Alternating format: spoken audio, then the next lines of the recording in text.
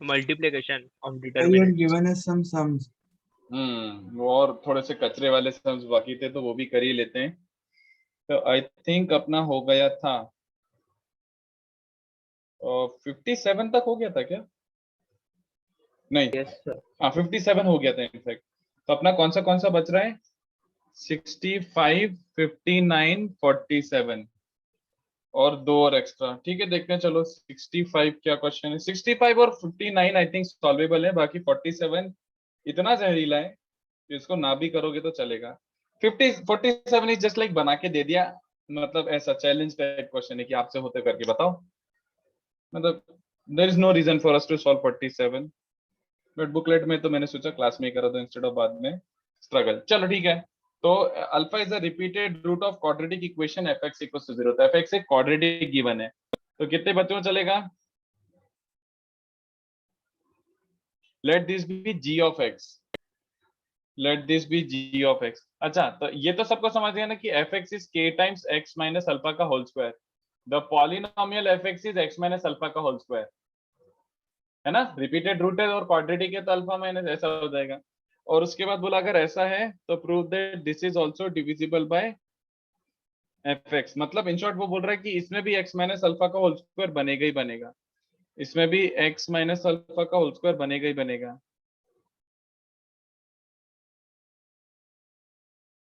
C dash alpha, ये बन रहा है। तो इसमें भी अल्फा अगर रिपीटेड रूट प्रूव हो गया तो इसका मतलब है डिविजिबल बाय f हो गया। तो g ऑफ अल्फा देखो 0 दिख रहा है सबको। If you put x as alpha तो a alpha b alpha c alpha a alpha b alpha c alpha, so the first and second row become identical, तो 0 हो रहा है। g डैश x निकालते हैं बच्चों, तो g डैश x याद आ रहा है, पहले का डेरिवेटिव एंड बाकी दोनों सेम, तो a डैश अल्फा सॉरी ये बन जाएगा a alpha b alpha c alpha and a dash alpha b dash alpha c dash alpha plus कितने बच्चों से हो रहा है? बाकी बचे हुए डब्बे 0 है। क्यों? क्योंकि मैंने रो वाइज डिफरेंशिएशन करा है। तो पहले का derivative second and third same, plus second का डेरिवेटिव 0 0 0 हो गया, पहले सेकंड का डेरिवेटिव 0 0 0 हो गया, ऑलराइट। फिर थर्ड का डेरिवेटिव भी 0 0 0 हो गया। तो आई होप ये समझा सबको। तो ये जी डैश एक्स है, जी डैश अल्फा निकालो, तो जी डैश अल्फा कितने बच्चों को दिख रहा है? क्यों लिख रहा हूँ यार, दिख ही रहा है। जब एक्स को अल्फा रखो तो जी डैश अल्फा भी क्या बन रहा है? 0। क्यों? क्योंकि फर्स्ट और थर्ड रो प्रोपोर्शनल हो गए, आइडेंटिकल हो गए। तो जी डैश अल्फा भी 0 है, जी ऑफ अल्फा 0, इसका मतलब है अल्फा इसका भी रिपीटेड रूट है। Alpha is also repeated root of G X, और अल्फा इसका भी रिपीट हो रहा है तो डिविजिबल बाय एफ एक्स, सीधी सी बात है। F X is X minus alpha का स्क्वायर। तो बस इतना सही क्वेश्चन था, और कुछ नहीं था, बेवकूफ बनाने के लिए दिया था। उसके बाद कौन सा है? 59। Let us look at 59। तो 59 is a good question, actually अच्छा क्वेश्चन है। This has nothing to do with multiplication, differentiation का क्वेश्चन है। बट ये ध्यान से देखो, x इंटू एफ का डेरिवेटिव ऐसा दिया हुआ है ना, x इंटू एफ का डेरिवेटिव वो क्या बन जाता है? X F dash plus F, alright. And X square into F का डबल डेरिवेटिव, तो पहले इसका सिंगल डेरिवेटिव क्या बन जाएगा? X square F dash plus 2xf उसका डेरिवेटिव। उसके बाद एक्स स्क्वायर एफ डैश का डेरिवेटिव क्या हो जाएगा? X square into F dash का डेरिवेटिव बन जाएगा x square F double dash plus 2xf dash plus 2xf का डेरिवेटिव क्या बन जाएगा? 2xf dash plus 2f, alright. तो बेसिकली ये बन रहा है बच्चों x square F double dash plus 4xf dash plus 2f, है ना? आई होप ये समझाओ। हेंस जो तुम्हारा Yes, sir. डेल्टा था, डेल्टा क्या बन रहा है बच्चों? अरे यार ये बहुत ज्यादा जूम, अरे यार बहुत ज्यादा हो गया। नहीं अच्छा, अभी भी चल जाएगा, जूम बहुत ज्यादा ही जूम दिन था वो, अभी भी इट्स नॉट बैड। हाँ, तो ये क्या बन रहा है? एफ जी एच, दूसरा वाला एक्स एफ का डेरिवेटिव, तो ये चिपका दो, है ना? और तीसरा वाला क्या है? X square F double dash plus 4x F dash plus 2f, ये दोनों एज इट इज, ठीक है? ऐसा टाइप का डब्बा बन रहा है। तो before we start differentiating it, first we should simplify. कितने बच्चों को चलेगा? C2 नहीं, पहले C2 नहीं, पहले C3 करता हूँ। C3 क्या बन रहा है? C3 माइनस 2C1 माइनस नहीं नहीं नहीं नहीं नहीं नहीं सर नहीं, रो में करेंगे ना ऑपरेशंस, रो में, हाँ सॉरी रो रो से रो सिमिलर है ना। अरे मैं रो ही बोलना चाह रहा था, of course of course of course of course of course. Sir या फिर स्प्लिट भी कर सकते हैं, फिर 0 आ जाएगा। The splitting is very easy, like. No हाँ Like, सर। नहीं, row is still easy, row is still easier. Row में एक ही लाइन में दिख रहा है यार, वो स्प्लिटिंग में डब्बा लिखना पड़ता है ना, वो दुखद होता है थोड़ा सा। सर स्प्लिटिंग एक बार में नहीं R2 सर, -4 अरे R2। अच्छा चलो सुनो तो सही, मैं रो में लिख रहा हूँ, वो भी आया वही आ रहा है सिर्फ मेरे भाई, सुन तो लो। तो ये क्या बन जाएगा, R3 उसमें से एक काम करते हैं, 4 4R2 टाइम्स -4 R2 R2 करता हूँ प्लस है 2 ना, R1 और प्लस 4R2 करूंगा तो 2f -4 प्लस 2R1, ये बन रहा है, देख लो एक बार। एंड उसके बाद R2 में क्या कर रहा हूँ, ये वाला। तो अब देखो वही बन गया जो तुम बोल रहे हो, बट मेरे को स्प्लिट करके लिखना नहीं था इतना। बोलो समझा, इसमें से 4 टाइम्स ये सब्ट्रैक्ट करोगे तो 4x f डैश कट चुका होगा, और 2f - 4f -2f बचा होगा, तो प्लस 2f। अभी देख लो बच्चों, ये बच रहा है x² f double dash, x² g double dash and x² h double dash, चलेगा, ये बच रहा है आपका। और R2 - R1 तो और सुपर सुंदर चलेगा, ये बन रहा है बच्चों, ये डेल एक्स है। ओके, अभी डिफरेंशिएट, अभी भी ध्यान से देखो, राइट साइड में मतलब डेल डैश एक्स को क्या प्रूव करने के लिए बोला है। इसमें से कितने बच्चों को दिख रहा है कि एक्स अब कॉमन निकल रहा है, तो बिफोर आई स्टार्ट डिफरेंशिएटिंग कितने बच्चों को चलेगा कि एक्स ये वाला कॉमन निकालो, तो F dash G dash H dash, और जो कॉमन निकला वाला एक्स है वो इस वाले में ट्रांसफर कर दो, है ना, क्योंकि जो क्वेश्चन दिया हुआ है उसमें x cube x cube x cube का टर्म बन रहा है, ये दिस इज डेल एक्स। तो कितने बच्चों को दिखेगा कि डेल डैश एक्स क्या बन रहा है, बोलो। डिफरेंशिएट करोगे तो 0 दिख रहा है, पहला वाला row F dash G dash H dash, और ये भी तो F dash G dash H dash है, 0। सेकंड का derivative F double dash G double dash H double dash and X cube F double dash X cube G double dash X cube H double dash, और second and third row are becoming proportional, तो वो पूरा Yes, डब्बा भी 0 है। और ये वाला जो बच रहा है, first and second rows are intact, third का डेरिवेटिव, यही तो प्रूव करना था।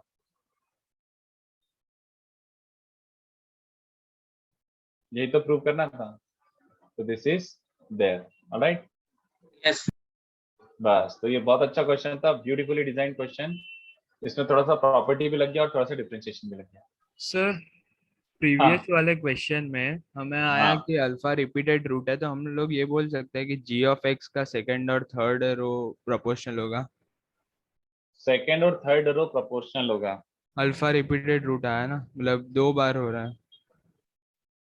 तो सेकंड और थर्ड रो से क्या लेना देना उसका, नहीं सर, अगर कुछ मल्टीपल ऑप्शंस में हो तो इसलिए। कैसे, मतलब क्या क्लेम, बेसिस क्या सर क्लेम का। अल्फा एक्स माइनस अल्फा का स्क्वायर उसका रूट है ना, हाँ जी ऑफ अग्रीड, एक्स सो का। सो उसमें 2 रोज प्रोपोर्शन, तीनों रोज प्रोपोर्शनल होगी ना। ऐसा कहाँ लिखा है।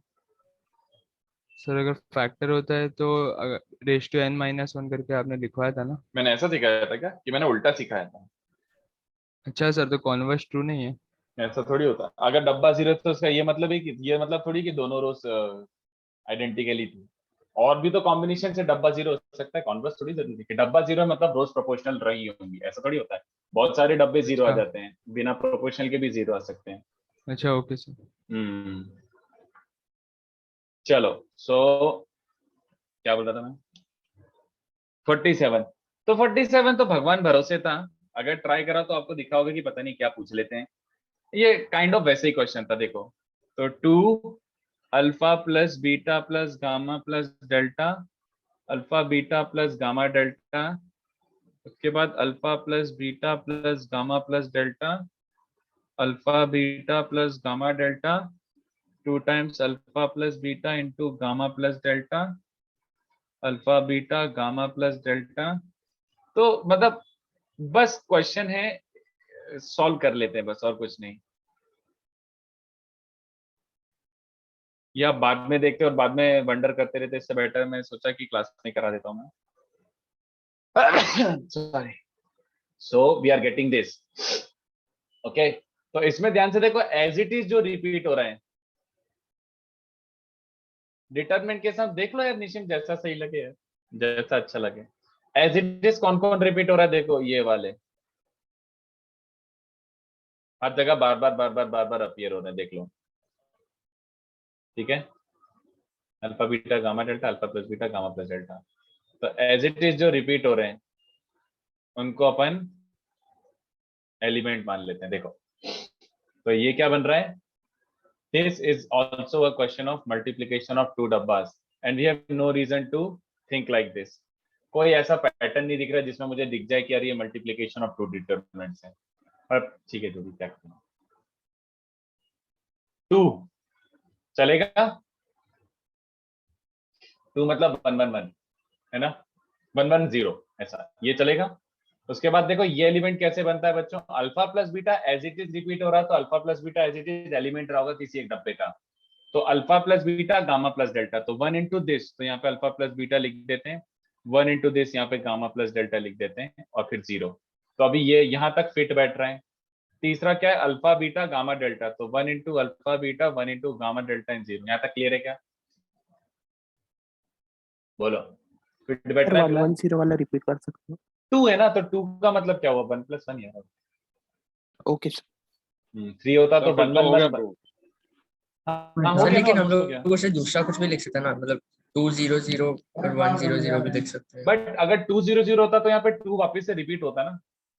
If 2 was an element 2 would have repeated as it is in a row. Okay sir, है ना, बट 2 कहीं और रिपीट नहीं हो रहा, रो में या कॉलम में सिंगल, तो ऐसे 2 नहीं, वो 1 प्लस 1 होगा। ठीक है, तो उसके बाद क्या देखो, नेक्स्ट वाला क्या, ये वाला alpha plus beta gamma plus delta, तो this into this alpha plus beta, this into this gamma plus delta 0। अभी तक फिट बैठ रहा है, बट सबको दिख रहा है 2 क्रॉस 2, 2 2 वाला एलिमेंट पोपट हो चुका है, 2 2 एलिमेंट पोपट हो चुका है। बोलो 2 2 एलिमेंट बन रहा अल्फा प्लस बीटा का whole square gamma plus delta का होल स्क्वायर। अरे यार, अल्फा प्लस बीटा का whole square gamma plus delta का होल स्क्वायर नहीं है, इनफैक्ट उल्टा है, स्वैप्ड है। अल्फा बीटा के साथ अगर यहाँ अल्फा बीटा है तो यहाँ पे क्या आना चाहिए था, बोलो, दिख रहा है? तो मैंने ये हरकत कर ली क्वेश्चन को देखते हुए। तो वापस से चेक कर लेता हूँ कुछ मिस तो नहीं है। 2 1 एलिमेंट फिर से देखो, gamma plus delta plus alpha plus beta plus 0, तो 2 1 एलिमेंट भी फिट है, 2 2 एलिमेंट भी फिट है, 2 3 एलिमेंट भी फिट है, this into alpha beta this into gamma delta, तो 2 3 एलिमेंट भी फिट है। तो इसको देखा देखिए अब चमक ही गया, ये पूरा एलिमेंट बन गया। एक बार जस्ट क्रॉस वेरीफाई कर लो for the sake of verification, 3 3 element सही बैठ रहा है क्या, तो 3 3 element alpha beta gamma delta 0 fit है, तो आंसर इज 0। ठीक है, सर हाँ, ये second क्वेश्चन वाला- खुद से क्लिक होने वाला नहीं था ना? नहीं सर, नहीं था। Okay sir. सर आपने सेकंड वाले का लास्ट कॉलम 0 कैसे किया, वापस समझा सकते हैं? अरे जब तीसरा टर्म है ही नहीं तो 0 ही होगा ना, वैसी वाली बात है। तीसरा टर्म 0 है ही नहीं, जब तीसरा टर्म है ही नहीं, दो टर्म है तो 0। अच्छा ओके सर। ठीक है, तो ये कुछ ज्यादा ही जहरीला क्वेश्चन था, छोड़ो। सही है, मतलब ये आपको और ऑल्टरनेट मेथड बता सकती है, अभी भी स्ट्राइक नहीं हो रहा है, क्या सोच सकते हैं मतलब? नहीं, सर या तो खोल के करना पड़ा। खोल के कर ही नहीं सकते इसको, खोल के कर ही नहीं सकते, कुछ है ही नहीं करने लायक, क्या करोगे खोलते, मतलब ओपन कैसे करोगे? Are you really thinking about opening the entire thing? Possible, मैं तो छोड़ के भाग जाता, अगर ओपन करने का होता तो छोड़ के भाग जाता। चलो इसके बाद वाला 6 वाला, तो ये भी जैसे कि मैंने कहा, ये आखिरी के 2-3 क्वेश्चन तो काफी सुप्रीम जहरीले थे। तो देखो अगर करना है तो इसको तुम रो और कॉलम ऑपरेशन से कर सकते हो, एंड वही आपको चमकेगा इस क्वेश्चन में। There is no way you can think about it the way I am about to do. तुम्हें अगर आता है ये question, so you have no reason to believe that this is a question of multiplication. You have no reason to believe that this is a question of multiplication. Row and column operation से ही करना पड़ेगा, but it will become so humongously lengthy कि पागल हो जाओगे। जैसे मतलब सबसे most obvious thing you would be doing is r1 plus r2 plus r3, है ना? तो दिख रहा है कि r1 plus r2 plus r3 मतलब b प्लस c का square minus a square, a plus c का square minus b square, a plus b का स्क्वायर माइनस c स्क्वायर। तो इन सब में से a स्क्वायर मतलब b plus c plus a common निकलता हुआ दिख रहा है क्या किसी को? यस सर, ऐसे 2-3 स्टेप के बाद फिर पता नहीं आगे क्या करना है। हाँ, वो मौत हो जाएगी, मतलब नहीं ऐसा नहीं कि आएगा ही नहीं, बट मौत सीधे मौत, ऐसा टाइप का बन जाएगा, और 2ac माइनस बी स्क्वायर। तो इसको धूम मचाते रहो, मतलब ऐसा है कि करते रहो करते रहो करते रहो करते रहो करते रहो करते रहो करते रहो। Sir Okay. प्लीज मतलब लेंदी है, पर एक बार ये मेथड बता सकते हो, दूसरा मेथड मतलब स्ट्राइक नहीं हो रहा, मतलब ये तो शायद स्ट्राइक भी होता है। वैसे मेरा मन नहीं है, अगर मुझे ऐसा लगा कि at some point this is becoming impossible तो मैं खुद ड्रॉप मार दूंगा, ठीक है। Okay sir. तो I try it in front of you, थोड़ा सा दिखाने के लिए कि सर एग्जाम में आया तो ये छोड़ ही देना ऐसे टाइप की क्वेश्चन, मतलब obviously either you think about it in a minute की कुछ दिख रहा है क्या करने लायक, अदरवाइज स्किप, भाग जाओ। हर क्वेश्चन सॉल्व करने लायक थोड़ी होता है। चलो ये तो समझ चुके थे ना, R1 plus R2 plus R3, sir ये समझ गया। है ना, यहाँ तक तो समझा था। तो ये हाईली अनलाइकली कि आपको एकदम सीधे सीधे दिख ही जाए। चलो करते हैं, बट वैसे भी लास्ट क्वेश्चन था तो इसका मतलब ही ये था कि ये काफी बम्बू लेवल का क्वेश्चन दिया होगा। इसके बाद देखो, इसके बाद ये करो हरकत, C1 plus C2 plus C3। तो C1 plus C2 plus C3 कितने बच्चों को दिख रहा है? दिस प्लस दिस करो तो A plus B plus C बचेगा ना, बोलो भाई, हाँ सर। है ना। और C स्क्वायर 2AC और A स्क्वायर, तो ये वाला दिख रहा है एलिमेंट, ये बन रहा है, जल्दी बताओ। हाँ तो इसको भी क्या लिख सकते हो, A plus B plus C into A plus C minus B, तो A plus C minus B. और ये वाला है A square plus B square, A plus B the whole square minus C square, A plus B the whole square minus C square. तो पहले column में से एक और A plus B plus C common निकल रहा है, विजुअलाइज करना पड़ेगा, मैं पूरा नहीं लिख सकता।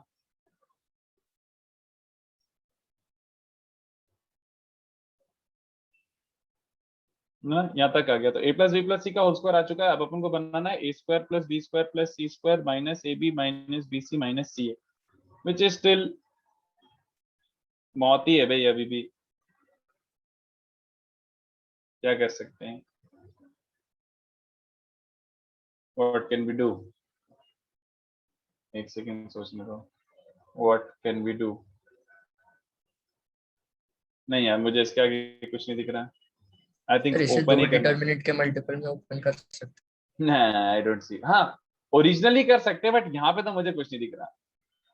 करूँ क्या सर कोशिश? A प्लस सी और हाँ सर ट्राई करो। सर नहीं दिख रहा आपको? और सर C3 को C3 माइनस 2A C1 कर सकते हैं। कुछ मिलेगा? हाँ सर, लास्ट में आएगा वैसा ही टर्म बनेगा वापस। चल करके देख लेते हैं, करके देख लेते हैं। मेरे हिसाब से मल्टीप्लिकेशन हो सकता है, यू नेवर नो, पता नहीं। बट एक बालक बोल रहा है कि C3 को सर C3 माइनस AC1 करके देखो, हो सकता है थोड़ा सा कैंसिल सर हो जाए। 2A C1 sir 2A 2A C1 2AC1 2AC1 sir. और आई गेस इसको लाइक C2 भी ऐड करना पड़ेगा, लाइक मल्टीपल लिखोगे तो पता चलेगा सर। 2AC1 से बेटर मेरे को AC1 दिख रहा है। A plus C minus B B minus C, अगर मैं ये करता हूँ तो ये वाला कचरा हो गया। ऑफकोर्स नहीं, कचरा नहीं हुआ। This minus A times this, तो क्या बन जाएगा? ए स्क्वायर कैंसिल हो जाएगा, A minus A C plus A B, ऐसा बचेगा। और क्या हो जाएगा? A plus B minus C 2AC minus B square A square, इसमें क्या बन जाएगा? 2AB minus C square minus A square minus A B plus A C. कुछ नहीं बच रहा ना, तो ए बी। हाँ सर, 2 टाइम्स से वो स्क्वायर बनता था 2A C1। बट फिर बाकी वाले कचरे हो रहे थे एक्चुअली में। नहीं रुक जा, कुछ बन, एक सेकंड रुक जा, सोचने दे। इसमें से ए बी बच रहा है, ए बी बच रहा है, तो नहीं सर ये वाला नहीं, टर्म कचरा ही बनेगा फिर।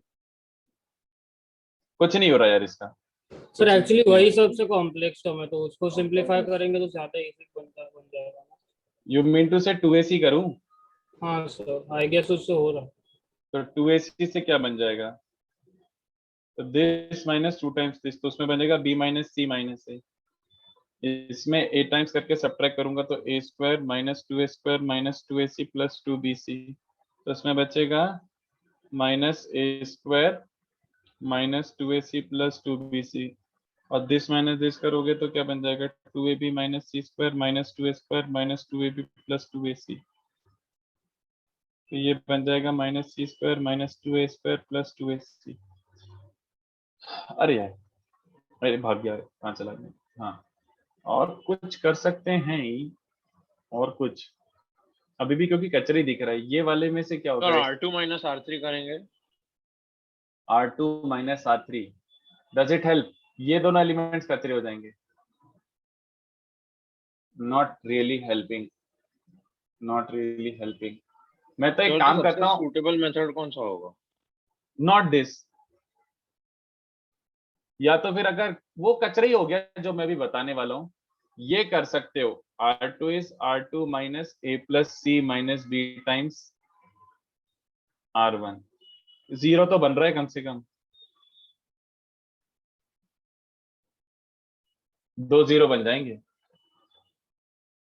बट दिस माइनस दिस लिखना ही वो, और इसके अलावा तो और कुछ नहीं दिख रहा मुझे। तो ये करना पड़ेगा 2AC माइनस बी स्क्वायर, इसमें से A plus C minus B, और इसमें भी A plus C minus B का होल स्क्वायर सब्ट्रैक्ट करना पड़ेगा। तो क्या बन रहा है? 2AC minus B square minus A square plus C square plus 2AC, sorry क्या लिख रहा हूँ मैं, A square plus B square plus C square, A square plus B square plus C square plus 2AC minus 2BC minus 2AB। ये बन रहा है। तो कुछ कैंसिल भी नहीं हुआ। अच्छा ये कैंसिल हुआ, तो कितना बन रहा है? पता नहीं कितना बन रहा है। Minus 2B square minus A square minus C square. अरे वो झड़ ही गए अपन, मतलब इतने में तो। Sir sum of two squares बनाओ ना। हाँ sorry, sum of two squares बनाओ। वो कैसे बन रहा है सम ऑफ टू और square? Sir negative of A plus B whole square and negative of B minus B plus C whole square. एक सेकंड देख लेता हूँ। Minus 2BC minus 2AB। हाँ यार, तो actually माइनस मैं- C स्क्वायर। नहीं बट तेरे को इसके बाद भी कुछ अच्छा दिख रहा है क्या? एक सेकंड सोच लेता हूँ। Minus C square, yes. तो you are getting A square B square AB B square C square AC। तो minus of A plus B का square minus of B plus C का square. But how does it help? बात वो है ना। सो मतलब simplification में like squares होंगे तो मल्टीप्लिकेशन में इजी रहेगा अगर ओपन करेंगे तो। ओके करके देख। बट मतलब मैं बोल रहा हूँ ना कि ये कचरा ही तो हो रहा है तब भी, अगर इसके बाद भी थोड़ा सा और सिंप्लीफाइड वर्जन मिल जाता है तो अब ये कचरा ही है। You should be able to see कि ये तो पागलपना हो रहा है। ये दिस माइनस दिस करने में भी कुछ गंदगी मचेगी। छोड़ो यार, छोड़ो। इसके आगे ट्राई करके देख लेना अगर इच्छा हो तो। इसके आगे ट्राई करके देख लेना। और कोई मेथड अच्छा दिख ही नहीं रहा इसके करने के लिए। आई विश सर वो A प्लस C और B वाले टर्म जो जैसे रिपीट हो रहे तो मल्टीप्लिकेशन लग रहा है सर। तो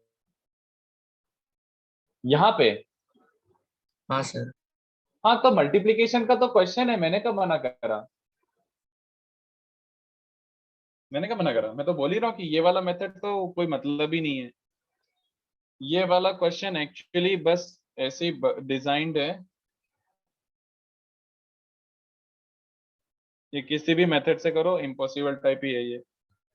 चलो तो ये देखो, again we have no reason to think that this is a question of multiplication. 2BC minus A square, तो BC plus BC minus A square ले रहा हूं मैं, ठीक है। BC plus BC minus A square, तो BC BC BC minus A square मतलब minus A और A चलेगा? नहीं, दिस लुक्स बेटर। यूजुअली ऐसा नहीं आता, ऐसा आता है, ठीक है चलेगा। BC CB minus A square, उसके बाद B into something C into something और माइनस A इंटू समथिंग। तो देखो अगर एक ही टर्म बच रहा है मतलब दो कैंसिल हो रहे होंगे, ऐसा सोचो। तो यहाँ पे C है तो यहाँ पे भी C होना चाहिए। बाकी B और A है और A और माइनस B है। ये फिट बैठ रहा है क्या? बोलो, इज दिस फिटिंग? बोलो। सर A और B होगा। AB plus C square, sorry यहाँ पे वो शायद से प्लस B हाँ ठीक है। AB plus C square minus AB, तो AB कैंसिल होकर C स्क्वायर बच रहा है। Next is B into B square, तो CA और माइनस AC। यहाँ तक चलेगा क्या? जल्दी बताओ। Yes sir. हाँ तो अब आपको चमक गया। पहला वाला BCA है, तो अब तो पूरा समझ रहा है कि साइक्लिक ही है यार अब तो यहाँ पे C स्क्वायर बचा है। बताओ नहीं लास्ट वाला मतलब तो लास्ट रो में और लास्ट में C कैसे आया? अरे तो जब B स्क्वायर बचाना है तो दिस इंटू दिस, ये B बन गया। तो C A के साथ मल्टीप्लाई होना चाहिए और A C के साथ मल्टीप्लाई होना चाहिए ताकि कैंसिल हो जाए। ओके तो ये ब्रेक हो गया पूरा साइक्लिक। मैंने इसे ब्रेक कर दिया। अब एक बार सर वो माइनस B कैसे आया? कैंसिल होना चाहिए ना, कैंसिल होना चाहिए ना। देख ये हाँ से ओके, ये हाँ वाला सर समझा सर, है ना, ये समझा। वाला टर्म है, तो सी, तो यहाँ पे सी हो गया ताकि सी स्क्वायर बन जाए, बट यहाँ पे बी अपन ला के रखें तो यहाँ पे बी इंटू ए, और यहाँ पे ए तो ए इंटू माइनस बी, तो ए बी और बी ए कैंसिल हो गया। अब कोई सा भी टर्म एक बार वेरीफाई कर लो कि 3 3 टर्म ले लो, सही बैठ रहा है क्या 3 3, तो A B plus A B minus C square, तो ढींचा के बैठ गया। ओके बोलो, ये वाला A cube plus B cube plus C cube minus 3abc बनेगा, और इसको भी ओपन करो, ए क्यूब, इसको ओपन ही कर दो, ये एक स्टेप में ओपन हो जाएगा। ऑलराइट, तो this is as short as it can be, but ये इम्पॉसिबल क्वेश्चन था। तो आखिरी के दो बहुत ही घटिया क्वेश्चन थे, आखिरी के दो, मतलब यहाँ पे मैं यहाँ पे आए क्विट सॉल्विंग दिस, तो इसलिए अपन ने मल्टीप्लिकेशन कर लिया, ठीक है। सर बट ये भी हिट एंड ट्रायल से ही है ना, मतलब क्लिक हाँ हो of course of course of course, अरे पूरा multiplication he hit and trial था यार, फालतू टॉपिक है यार ये।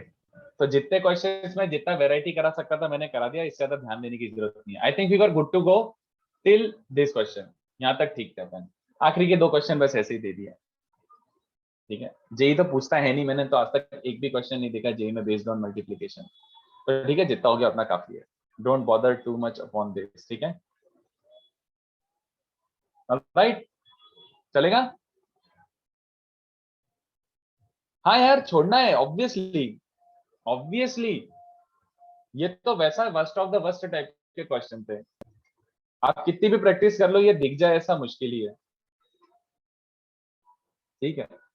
और डिटरमिनेंट नहीं पूछते यार जी में यार, एक आध क्वेश्चन आता है ज्यादा से ज्यादा, ज्यादा से ज्यादा, वो भी मेंस में। एडवांस में आजकल डिटरमिनेंट मैंने बहुत ही कम, नहीं ऑलमोस्ट नेग्लिजिबल, खत्म हो चुका है, ठीक है। तो आखिरी के दो क्वेश्चन इग्नोर करना। वैसे मैंने क्यों दिए फिर, जब मुझे पता ही था कि ज्यादा इतने हैवी हैं, पता नहीं क्यों दिए। ऐसा कुछ हुआ था कि लास्ट टाइम बच्चों के बहुत सारे क्वेश्चंस हो गए थे, तो मैंने बोला एक दो अच्छे क्वेश्चन दे देता हूँ, पता नहीं, चलो anyway. So let's come to the next topic. अपना ये हो चुका है, अपना डिफरेंशिएशन हो गया था, शायद मैंने ये ऐसे बताया नहीं है। डिफरेंशिएशन के बाद देखो समेशन एंड इंटीग्रेशन, अब डरना मत, पहले जो बता रहा हूँ पहले वो सुन लो। ये भी इक्वली यूजलेस है, इक्वली नहीं, this is the most useless thing you will stumble across. 59th सम, एक सेकंड रुको, 59th सम ये रहा, दिस इज द 59th सम। कुछ पूछना है क्या? नहीं सर, स्क्रीनशॉट लेना था। तो पीडीएफ शेयर कर दूंगा ना, स्क्रीनशॉट अभी लेके क्या कर लेगा एक्स्ट्रा, स्क्रीनशॉट क्या करेगा। चलो, summation integration is a very specific thing, but वो क्या होता है बता देता हूँ। देखो, तो जैसे मान लो समेशन है, बट अभी जो करने वाला हूं, जैसे मान लो यह f1 of r, f of r, g of r, h of r, ठीक है, alpha 1 alpha 2 alpha 3, beta 1 beta 2 beta 3, है ना, ऐसा है। तो directly summation of delta r goes from a to b, आप सीधे के सीधे अंदर समेशन ट्रांसफर कर सकते हो। You can transfer the summation inside, keeping rest of the things exactly the same, बस ये। ऑलराइट, सब में समेशन ट्रांसफर नहीं होता है, खाली किस में ट्रांसफर होता है, FR GR HR में। और ये भी इतना स्पेसिफिक है कि ये ऑलमोस्ट यूजलेस ही है। देखो, दिस इज ओनली अप्लीकेबल, ये हरकत जो मैंने अभी करी है, this is only applicable when the terms dependent upon R, terms which are dependent upon R are either in a single row or a single column। ये तभी करना जब आपकी जो R पे डिपेंडेंट टर्म्स हैं वो या तो एक ही सिंगल रो में हो, एक ही रो, ओनली वन रो, या फिर ओनली वन कॉलम। अगर ये कंडीशन ट्रू है देन समेशन को अंदर ट्रांसफर कर देना, अदरवाइज कुछ नहीं, nothing. otherwise you can't do this. मतलब अगर सब रोज और कॉलम्स में था तो ये नहीं कि हर एक एलिमेंट पे समेशन नहीं नहीं नहीं नहीं नहीं नहीं, बिल्कुल भी नहीं, बिल्कुल भी तब नहीं, ट्रेडिशनली ओपन करनी पड़ेगी। बिल्कुल भी नहीं। अगर मान लो यहाँ पे भी आ गया सम m of r, then fail, you cannot do this, ये इनवैलिड हो गया। Okay. यहाँ पे everything else has to be independent of r, बस एक सिंगल रो या एक सिंगल कॉलम डिपेंडेंट अपॉन होना चाहिए, तभी अपन अंदर समेशन ट्रांसफर कर सकते हैं। तो देखो ये भी एक्चुअली कैसे आ रहा है, जस्टिफिकेशन क्या है, what is the justification? Expansion. Sir expansion delta क्या बन जाएगा? fr into c11। तो fortunately c11 is a constant, yes और नो? उसमें r का टर्म है ही नहीं, ये सबको दिखता है क्या? g of r into उसका cofactor which is also apparently a constant, question में ऐसा दिया हुआ है, और h of r is c13, यहाँ तक चलेगा। इसमें समेशन अगर मैं लगाऊंगा तो ऐसा कुछ बनेगा कि नहीं बताओ? समेशन इस साइड में भी आ जाएगा, राइट साइड में। फॉर्चुनेटली सिंस C11, सिंस खाली यहाँ पे RR था और यहाँ सब में R था ही नहीं, तो C11, C12 एंड C13 तीनों R के इंडिपेंडेंट है, हाँ या ना? तीनों R के इंडिपेंडेंट है, हाँ या ना? और तीनों R के इंडिपेंडेंट है, तो आप टेक्निकली ये लिख सकते हो ना कि summation FR into C11 plus summation G of R into C12 plus C13 into summation of H of R, ये लिख सकते हो कि नहीं बताओ? This was only possible because C11, C12, C13 तीनों में R के टर्म्स थे ही नहीं, यानी second and third row were independent of R, तभी अपन कोफैक्टर्स को बाहर निकाल सकते हैं। और कितने बच्चों समझ रहा है? इसको अब ये लिख सकता हूँ क्या बताओ? समेशन FR इंटू एक cofactor, summation GR into cofactor, summation HR into cofactor, अभी यही तो हो गया। इसका ओपन करने पे भी तो वही बनता है, समेशन FR इंटू कोफैक्टर का। बोलो। Hello sir. हाँ सर ये आप डेल्टा आर वाला एक बार स्टार्टिंग से बताएंगे क्या? मैं डिस्कनेक्ट हो गया। This is delta R। Sir वो नहीं, वो ब्लू में लिखा हुआ, राइट? इसको ओपन कर दे, ओपन दिस। तो FR into C11, GR into C12, HR into C1, फिर दोनों साइड समेशन अप्लाई कर दे। तो समेशन अप्लाई करेगा तो राइट साइड में भी समेशन समेशन समेशन आ जाएगा, है ना? बट इसके जो कोफैक्टर्स हैं they can be taken outside the summation bye constant, because constants हैं। अगर ये कांस्टेंट नहीं होते तो ये समेशन बाहर नहीं आता, मतलब C11 बाहर नहीं आता, बट अभी कांस्टेंट है तो C11 बाहर आ जाएगा, बचेगा this C12 into this and C12 into this. और इसको ये डब्बा लिख सकता हूँ क्या? हाँ सर। बस तो फिर हेंस एप्लीकेबल। तुम्हें समझ आया? यहाँ पे अगर यहाँ पे R का टर्म होता तो मैं ये नहीं लिख सकता था। क्यों? क्यों? क्योंकि यहाँ पे कोफैक्टर बाहर नहीं आ पाते, और कोफैक्टर बाहर नहीं आ पाते तो समेशन इससे स्प्लिट नहीं हो पाता। This would have been epic fail, बहुत बड़ा फेलियर हो जाता है ये। तो इतना यूजलेस प्रॉपर्टी है कि कोई एक क्वेश्चन दिया हुआ है पूरी बुकलेट में, यूजलेस प्रॉपर्टी है, यूजलेस प्रॉपर्टी है। हाँ सर, हम लोग वो वाले प्रॉपर्टी से यूज नहीं कर सकते कि डिटरमिनेंट स्प्लिट होगा तो मतलब अगर समेशन को हम स्प्लिट करेंगे एट अ टाइम एक रो या एक कॉलम ही तो होता है, उसमें भी यही होता है ना, एट अ टाइम एक रो या एक कॉलम, और बाकी सारी रो सेम होनी चाहिए। हाँ सर, वही। हाँ तो वही तो हुआ एक तरीके से। Okay sir. हाँ बट अगर दूसरी रो में आ जाता है आर का टर्म तो अपन ऐड भी नहीं कर सकते वैसे। तो ये हो गया इसका रीजनिंग, इसको लिख लो, कोई काम का नहीं है। बट नोट्स बनवा रहा हूँ तो अच्छे से लिखाना ही पड़ेगा मेरे को, नोट्स कंप्लीशन के लिए लिखा रहा हूँ। एंड कितने बच्चों को चलेगा ये जो ट्रिक अपन ने समेशन के लिए लगाई है? कितने बच्चों को चलेगा? Same thing for integration.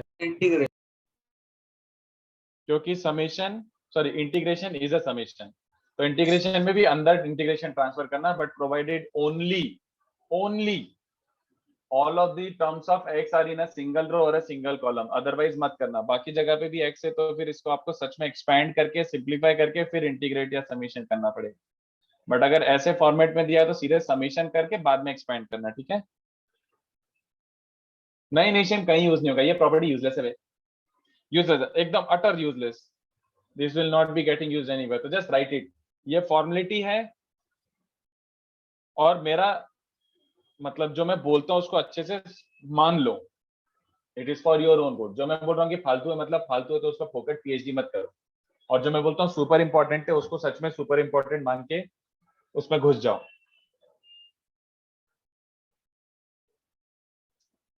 इसको लिख लो।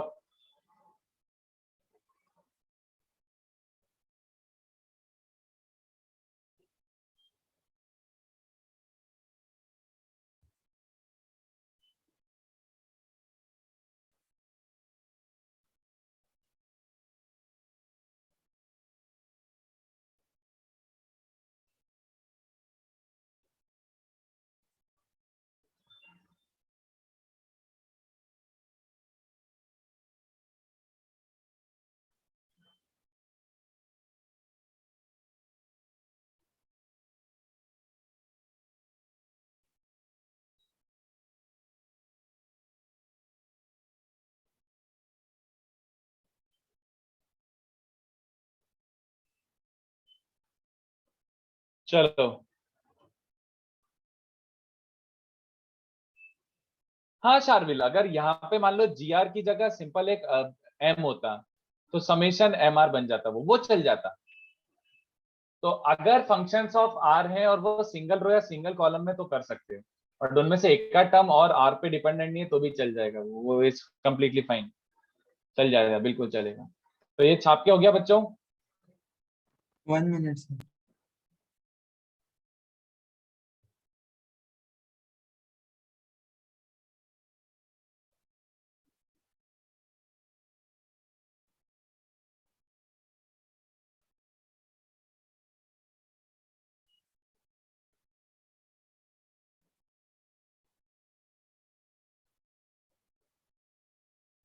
हाँ सर हो गया। हम्म,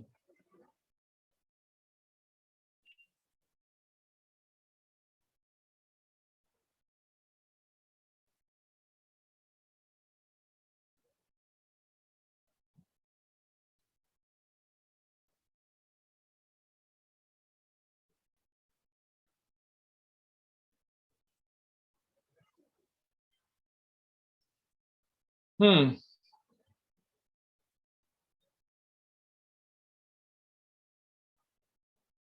चलो नेक्स्ट इज, अब ये वाला थोड़ा सा काम का है, ठीक है, तो ये वाला अच्छे से सुनना बच्चों।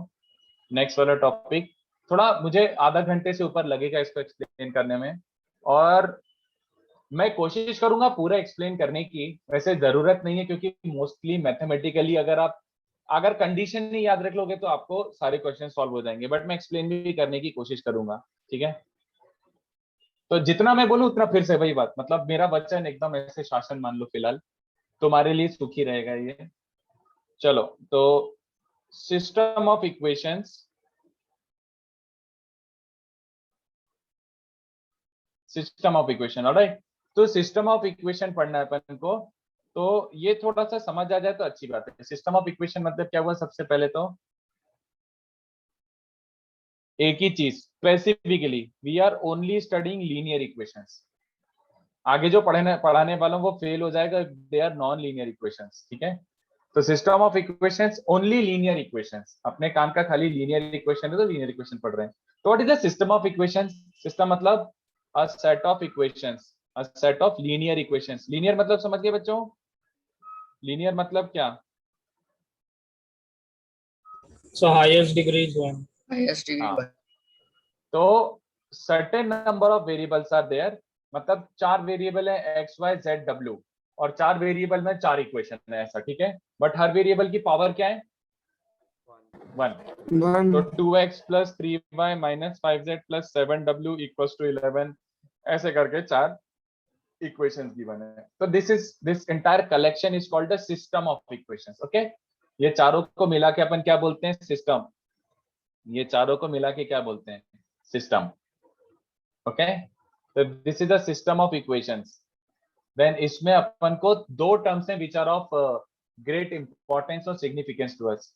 तो सिस्टम ऑफ इक्वेशंस में आपको दिया जाएगा अ सिस्टम इज कंसिस्टेंट, ऐसे बोलते हैं, एक वर्ड है सिस्टम इज कंसिस्टेंट। तो कलेक्टिवली ये सारी इक्वेशंस को अपन बोलते हैं consistent system if it has at least one solution, alright.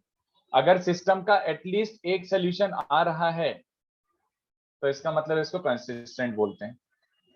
इसमें भी दो केस बनते हैं, एक होता है यूनिक सॉल्यूशन और एक होता है सीधे इनफाइनाइट सॉल्यूशन। चलेगा? देखो, अगर तुम्हारी इक्वेशंस लीनियर हैं तो मैं एक एग्जांपल ही ले लेता हूँ, x + y + z = 2, 3x - y + z = 3 and x - y - 4z is 7, ऐसा है मान लो, ठीक है? तो तुम्हें समझ आ रहा है? जैसे इसको मैं ऐसे थोड़ा सा ज्योमेट्रिकली समझाता हूँ, इसलिए मैं समझा सकता हूँ, इसलिए मैं केस भी यही वाला ले रहा हूँ, ऐसे 3 वेरिएबल्स 3 इक्वेशन वाला। तुम्हें समझ आ रहा है? ये 3 प्लेन्स हैं एक तरीके से, है ना? तुम इसको इंटरप्रेट भी कर सकते हो। तो 3 प्लेन्स जस्ट इमेजिन करो, 3 प्लेन्स क्या क्या टाइप ऑफ सॉल्यूशन दे सकते हैं। तुम्हें समझ आ रहा है? जैसे 3 प्लेन्स एक यूनिक पॉइंट पे इंटरसेक्ट कर सकते हैं, हाँ या ना? Yes 3 planes can meet at a unique point, ऐसा जैसे कोऑर्डिनेट प्लेन्स में कॉमन होता है एक पॉइंट, तो यूनिक इंटरसेक्शन पॉइंट है तीनों का। मतलब इन तीनों को सॉल्व करके कितनी एक्स वाई जेड की वैल्यूज आएंगी? एक ही सेट आएगा, एक एक्स वाई जेड आएगा। तो इसको अपन क्या बोलते हैं? Unique solution. समझ आता है बच्चों? ठीक है।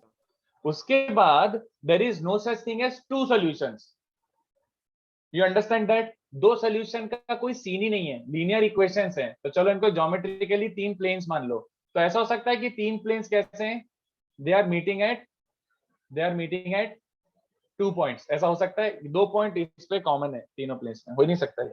No sir. है ना? तो नेक्स्ट पॉसिबिलिटी क्या है फिर? Family of planes.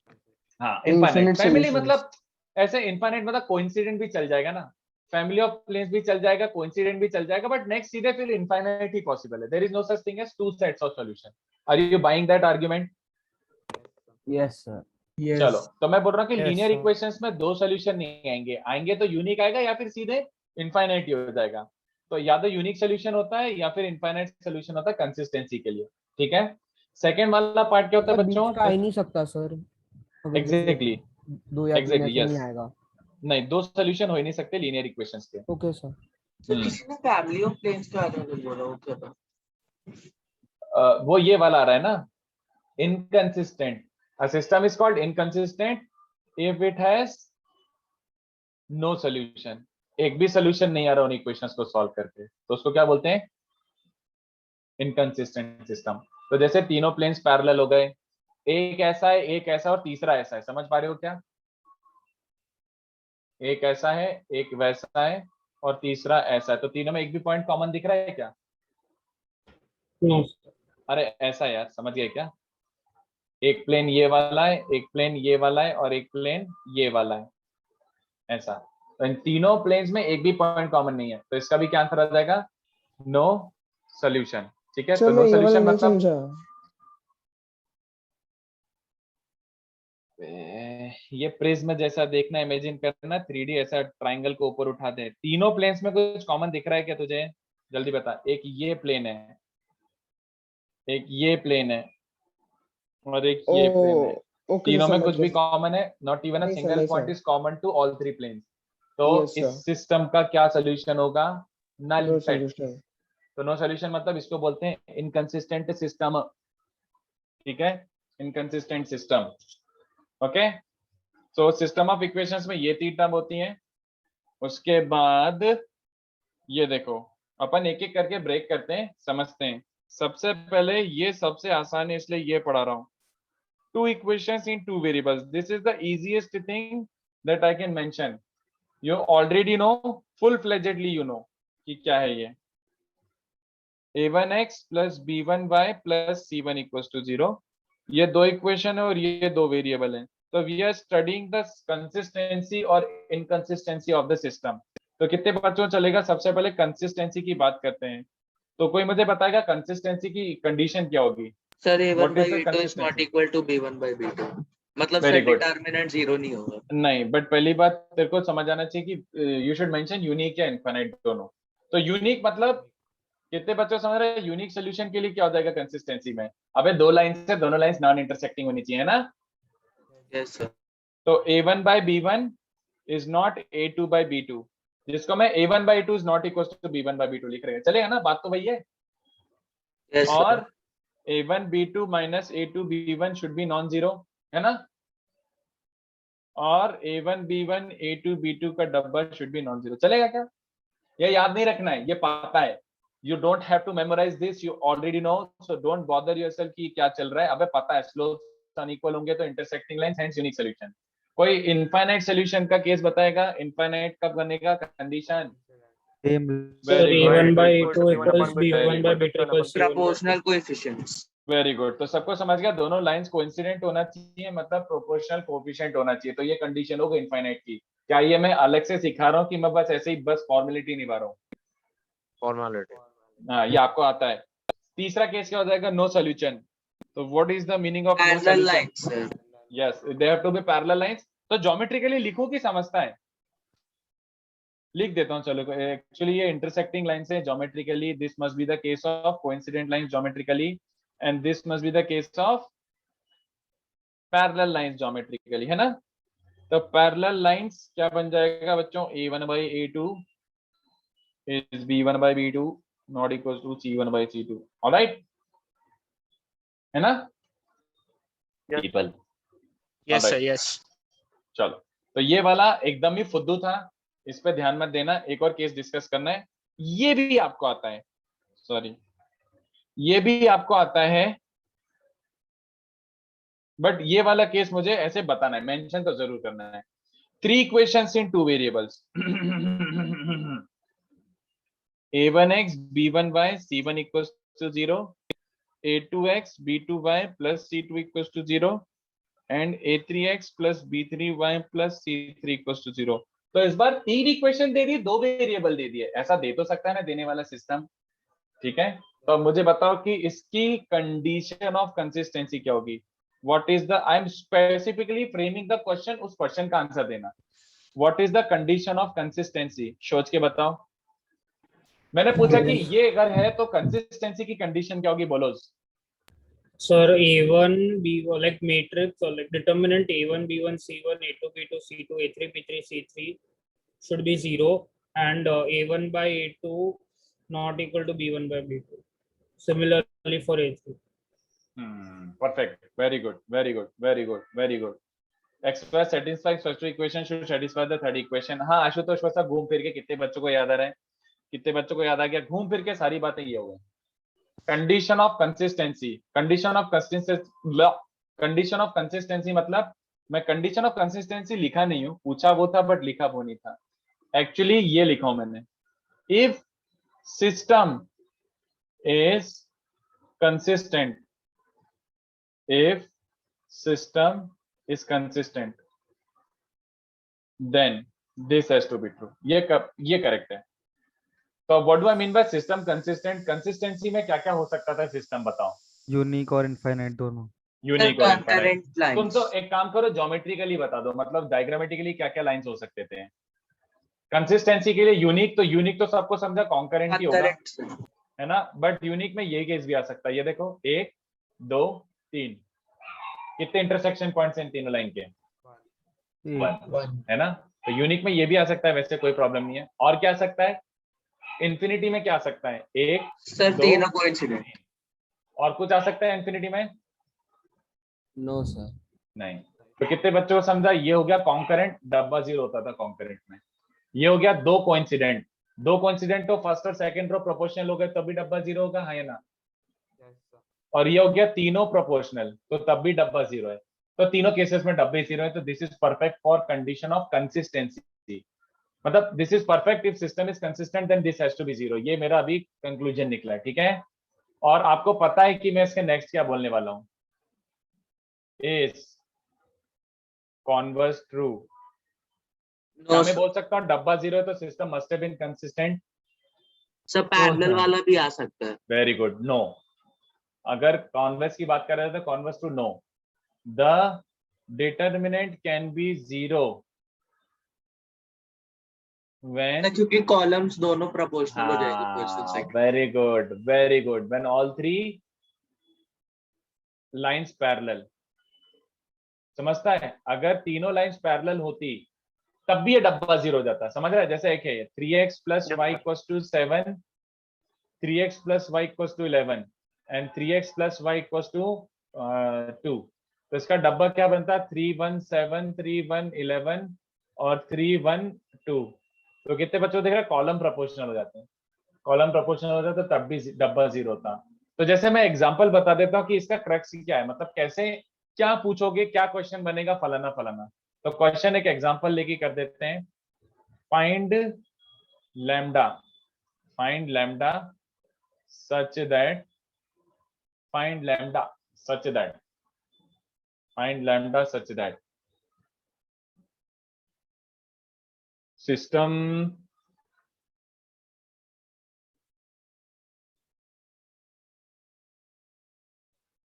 Is consistent. ये 3 इक्वेशंस वाला जो सिस्टम बना है कंसिस्टेंट सिस्टम है। तो अपन क्या करोगे, सिस्टम कंसिस्टेंट है, डब्बा 0 मारोगे। एक सेकेंड यार, डब्बा 0 मारोगे तो 1 1 3, अच्छा नहीं, कुछ बच्चों को लगेगा सर ऐसे कैसे, तो मैं ऐसे लिख देता हूँ, ठीक है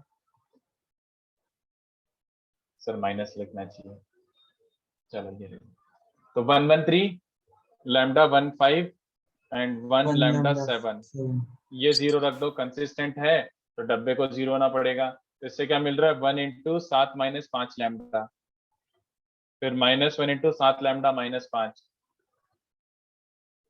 प्लस 3 इंटू लैम्डा स्क्वायर -1। तो इससे क्या मिल रहा है बच्चों 3 lambda square minus 12 lambda minus 3 minus 5 is -8, -3 plus 5, हाँ -3 प्लस 5 तो प्लस प्लस 9 9, तो 3 से डिवाइड कर दो, 3 से डिवाइड कर दो तो ये बन रहा है ना। तो इससे लैम्डा आया 1 and 4। तो बस अपन को क्या ध्यान देना था, सर 1 डब्बा को 0 नेग्लेक्ट रखा है। करना। हाँ ये वाला डिस्कार्ड होगा, समझ गया सबको। सर 1 और सर 3 1 है and 3 होगा। 1 and 3 अच्छा 1 and 3, हाँ सॉरी। तो ये समझ गया ना कि लैम्डा इक्वल टू 1 डिस्कार्ड होगा, क्यों, तीनों क्योंकि एंड पैरेलल हो जाएंगे। समझ गया ना। तो actual answer, final answer is only lambda equals to 3, यही आंसर है। इस वाले केस में ऑल 3 लाइंस आर पैरेलल, तो वो कंसिस्टेंट नहीं है, चलेगा, कंसिस्टेंट नहीं है। तो ये हो गया आपका सबसे बबलू मोस्ट डिस्कशन एंड सबसे बबलू मोस्ट डेफिनेशन। तो इसको आई थिंक स्टार्टिंग से कॉपी करना है, कॉपी करो। सर वो 1 को डिस्कार्ड क्यों किया एक बार बता देंगे? क्योंकि लैम्डा 1 होता था, तुझे दिख रहा है तेरा डब्बा 0 रख के 2 सोल्यूशन है, बट लैम्डा 1 ओरिजिनल इक्वेशन में पुट कर xy 3 xy 5 xy 7, तो पैरेलल लाइंस हो ओके गई ना। पैरेलल हो गया, यस सर। हाँ। तो छापो स्टार्टिंग से क्यूकली, जल्दी छापो, मैं 1 मिनट में आता हूँ।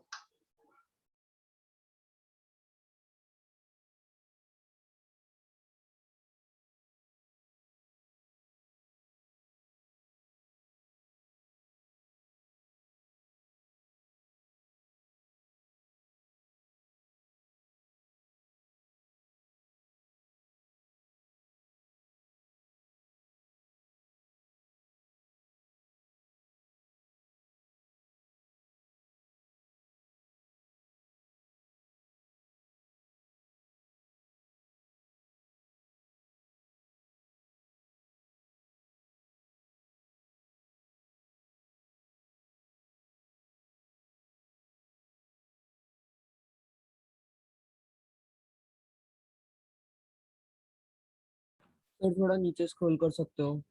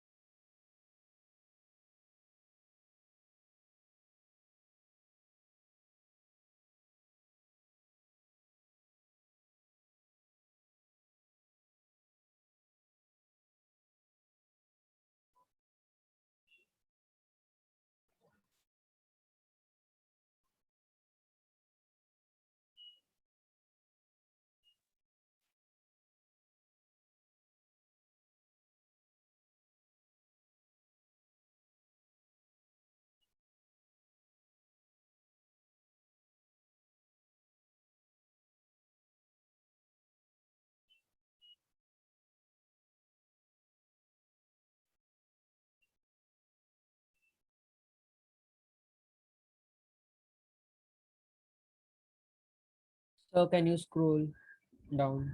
Yo, sure. एक सेकेंड, ठीक है इतना? हाँ sir.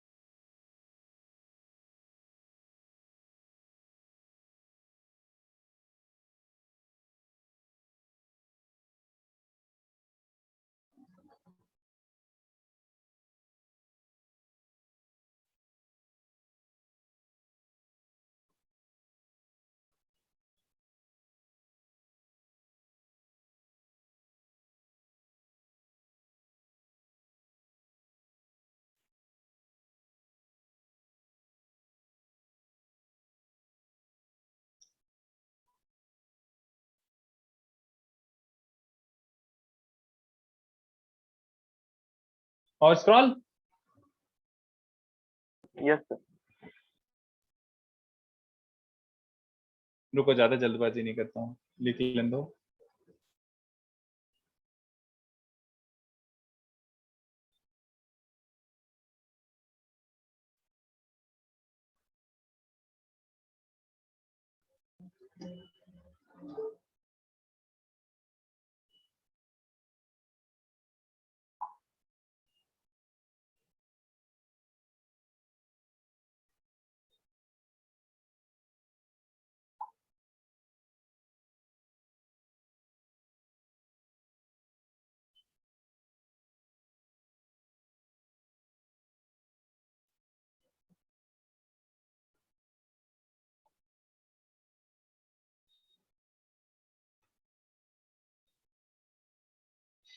What will be the condition of inconsistency? No condition. Anshuvi, no proper condition. Exactly एक कंडीशन का कोई मतलब ही नहीं है. देन आपको वैसे इंटरप्रेट करना पड़ेगा कि या तो तीनों लाइंस पैरेलल हैं, या फिर दो लाइंस पैरेलल, तीसरा बाजू से जा रहा है, या फिर तीनों नॉन नॉन कॉन्करेंट है. ऐसा तीन केसेस बन सकते हैं इसमें नॉन नॉन इनकंसिस्टेंसी के. सर वो तो ऑब्जर्व करके ही बताना पड़ेगा. हाँ, वो ऑब्जर्व करके पड़ रहा है. कोई ऐसी प्रॉपर कंडीशन नहीं बनेगी. No, I can not write down in a simple words की लाइक ये कंडीशन ऑफ इनकंसिस्टेंसी के लिए.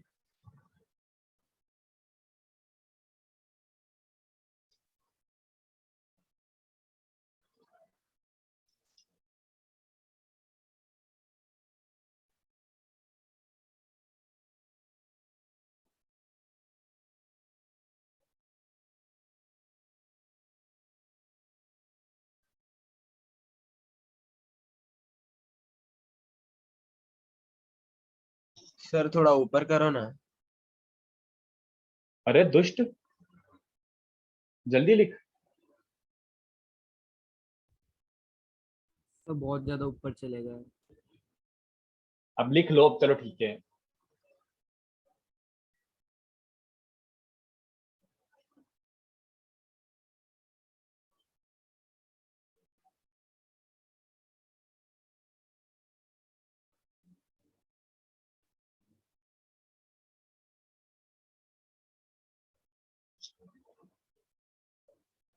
सर थोड़ा नीचे कर दो ना.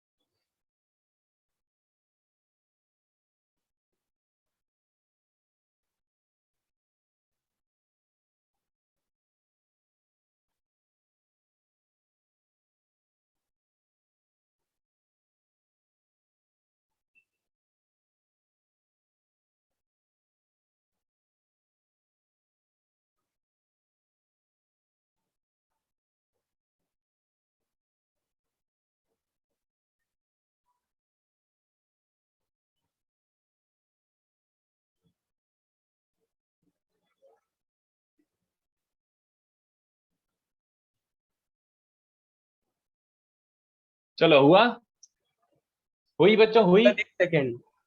Yes sir, done. Okay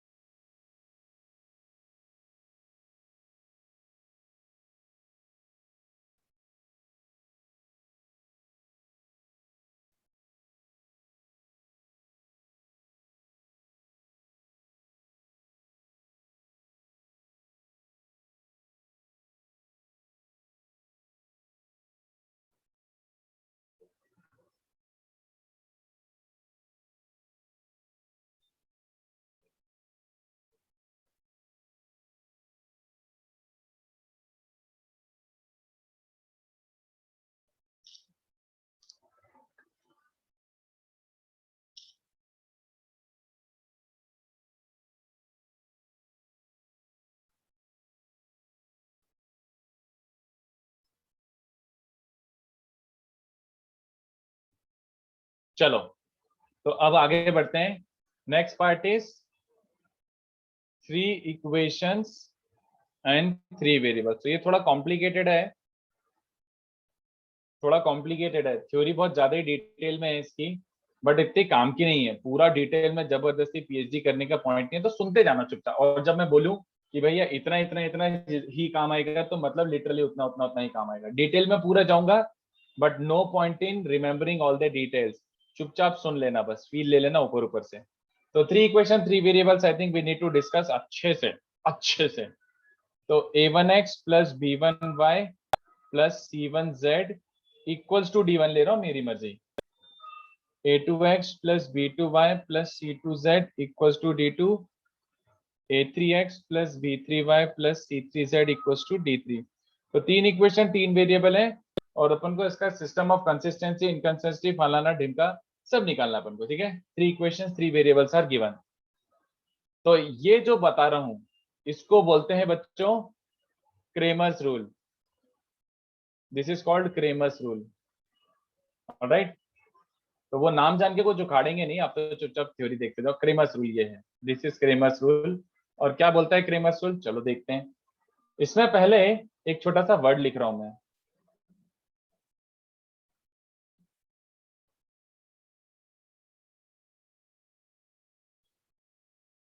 What is the meaning of non-homogeneous? What would be a homogeneous linear equation? What would be a sir XYZ replace करके हाँ है रिप्लेस करके? नहीं सर, कुछ uniform linear, uniformly linear through out. तो कितने बच्चों समझा? डी नहीं आना चाहिए इसमें। डी का डिग्री क्या है? 0, कांस्टेंट है वो। तो a1x b1y c1z equals to 0, this would be a homogeneous linear equation, but right now what we are discussing is non-homogeneous। चलेगा? तो constant term is there right now। Sir मतलब 3 homogeneous तो हमेशा ही कंसिस्टेंट रहेंगी ना, क्योंकि 0, यस वेरी गुड। तो वो मैं बताऊंगा केस, बट पहले ये जो कचरा वाला केस है उसको डिस्कस कर लेते हैं। तो फिलहाल सुनते जाना, डिस्ट्रैक्ट मत होना, और डिस्कनेक्ट तो और मत होना। तो अब देखो, अगर अपन को ये धूम मचानी है इसका अच्छे से पूरा everything, if you want to discuss, then आपको ये 4 डब्बे निकालने पड़ेंगे। ये 4 डिटर्मिनेंट बना के इनको इवेल्युएट करना पड़ेगा। Your entire theory and entire discussion revolves around the values of these डब्बास। पहला डब्बा समझ गया क्या? डेल्टा कोफिशिएंट्स वाला, सीधे डेल्टा कोफिशिएंट्स वाला सीधे चलेगा क्या?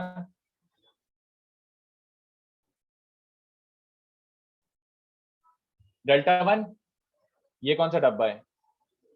Delta 1 is the determinant formed by replacing x वाले टर्म्स, x वाले coefficients by the constant terms. चलेगा क्या? तो मतलब कांस्टेंट कांस्टेंट कांस्टेंट, फिर y के और फिर z के, इसको अपन बोलते हैं डेल्टा 1, ठीक है। ऐसे ही एक और डब्बा बनाओ, डेल्टा 2। डेल्टा 2 क्या हो जाएगा? रिप्लेसिंग कोफिशिएंट्स ऑफ y के कोफिशिएंट हटा के ये जो डब्बे की वैल्यू आएगी, ये डब्बे को क्या कहा जाता है बच्चों? डेल्टा 2। एंड चौथा डब्बा क्या हो जाएगा? a1 b1 d1 a2 b2 d2। and A3, B3, D3. Delta 3 is the determinant formed by getting rid of the Z वाले coefficients and replacing them by D's constant term. चलेगा क्या? ये 4 डब्बे आपको निकालने पड़ेंगे, पहले ही सुन लो, ये 4 डब्बे आपको निकालने पड़ेंगे, उसके बाद ही आप एनालिसिस कर पाओगे। तो ये जो 4 डब्बे गिवन, द 4 डब्बाज गिवन, क्या ये क्या बता रहे हो, पता नहीं, चलो देखते हैं। Let's just look at delta 1, उससे अपन आइडिया एक्सट्रैक्ट करते हैं कि क्या है ये, व्हाट इज दिस, क्या हो रहा है ये। चलो ठीक है, तो डेल्टा 1 ये रहा। कितने बच्चों चलेगा? D1 को मैं ये लिखना पसंद करता हूं, मेरी मर्जी, मैं टीचर हूं और मेरे हाथ में पेन है। बोलो, डेल्टा 1 ये समझा क्या किया मैंने? D1, D2, D3 को क्या लिख दिया? People, equation. People, are you following this? Yes sir. हाँ चलो, उसके बाद D3 को A3x plus B3y plus C3z लिख दिया। ओके, तो इससे मिला B3, इससे मिला C3। Okay, now look at this. हाँ, कॉलम ऑपरेशन, सुपर। तो ये कितने बच्चों को समझा? अभी एक काम करते हैं ना, ये तो डिटर्मिनेंट है, डिटर्मिनेंट में अपन बहुत अभी प्रैक्टिस करके बैठे हुए हैं।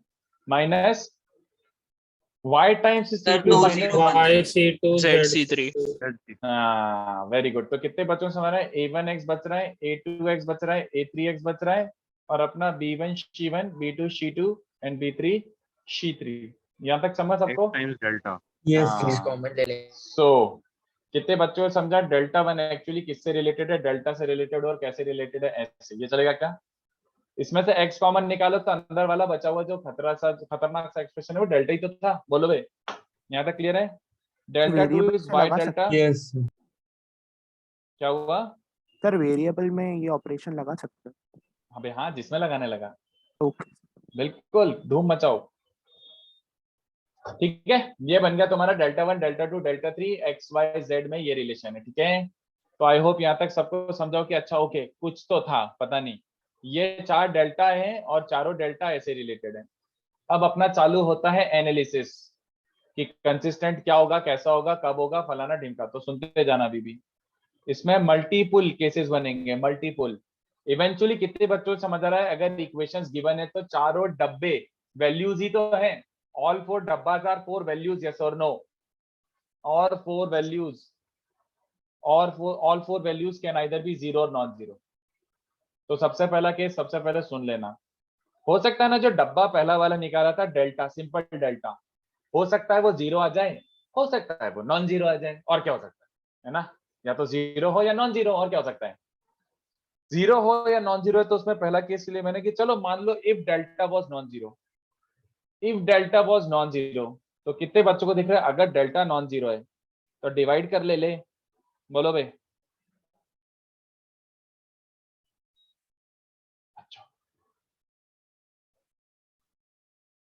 बच्चों, यस सर।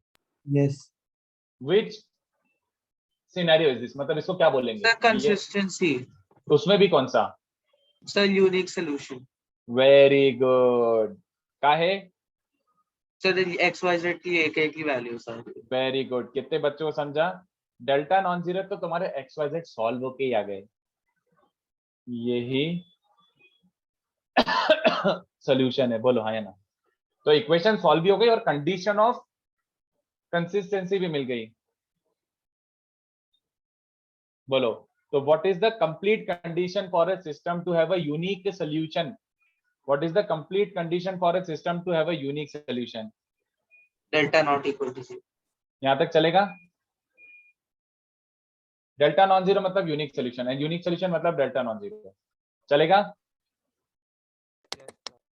चलो। Now first case was easy, second case and third case is when the shit starts to fly.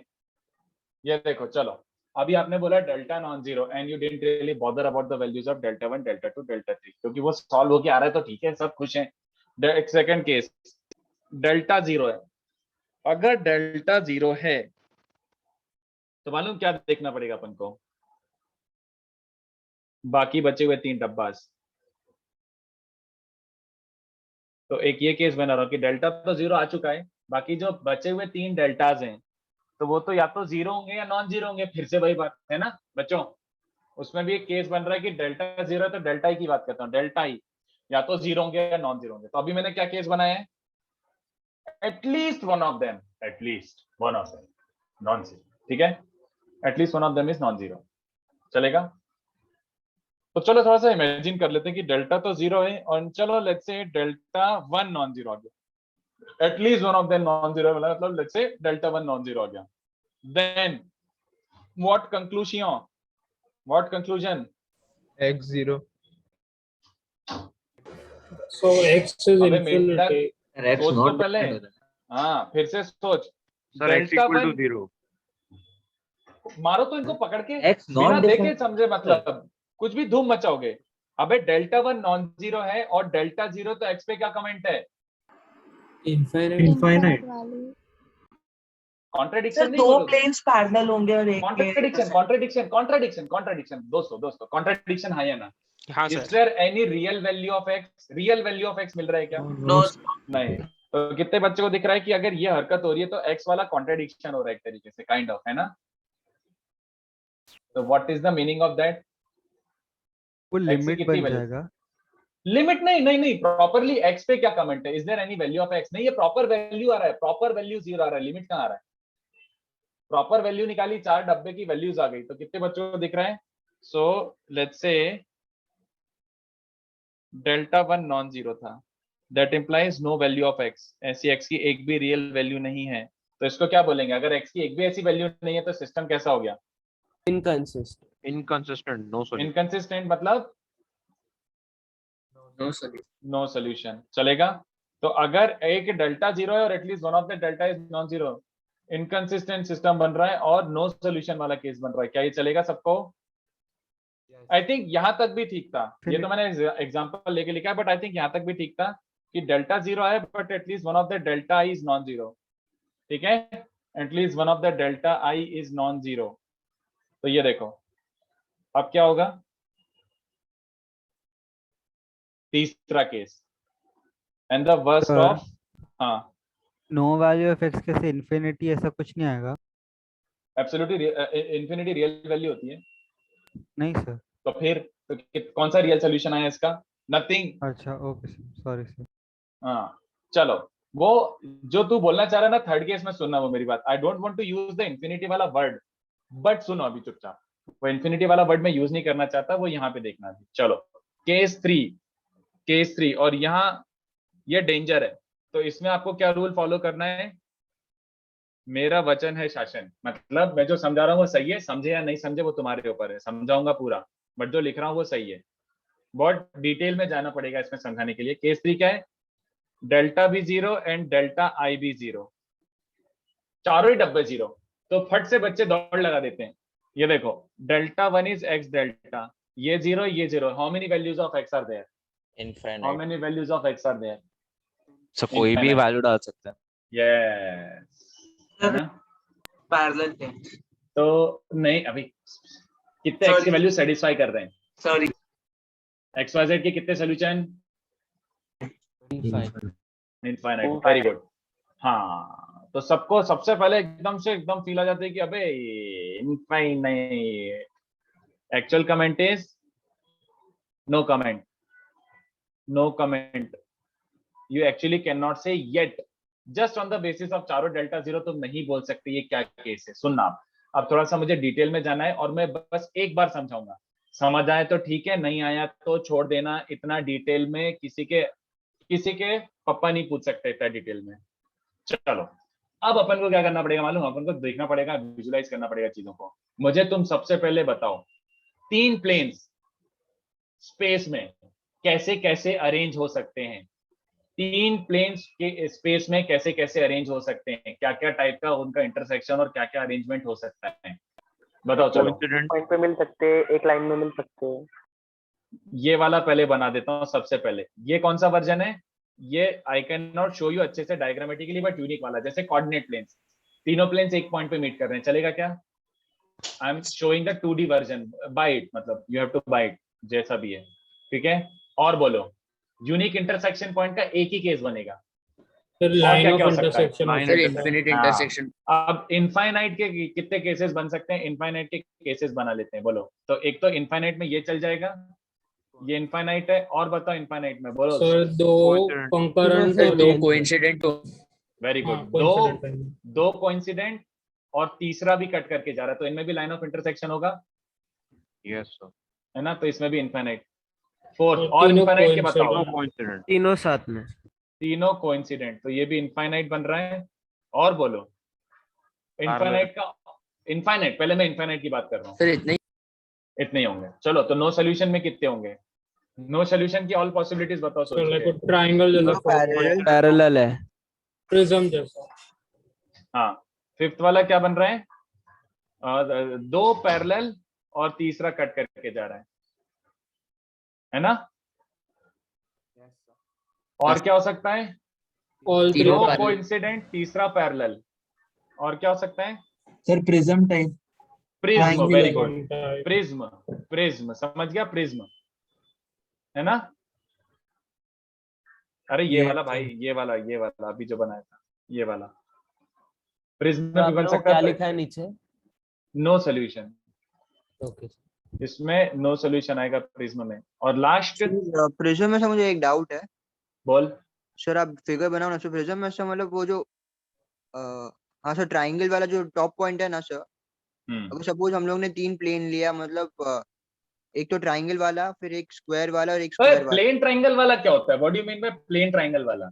Sir मतलब कि जो ट्राइंगल है सर, वो वाला एक प्लेन लिया मैंने सपोज। अच्छा, टॉप प्लेन। हाँ sir top plane, yes sir. हाँ हाँ। और फिर एक वो जो स्क्वायर वाला रेक्टेंगल टाइप है ना, वो वाला एक प्लेन लिया मैंने। पीछे ये लिया, ये ले। हाँ हाँ तो हाँ। सर इसमें तो एक इंटरसेक्शन पॉइंट आ रहा है ना, वो तो यूनिक सोल्यूशन वाला। अरे नहीं मेरे भाई, तीनों को मिला के is there a point which is lying on all three planes.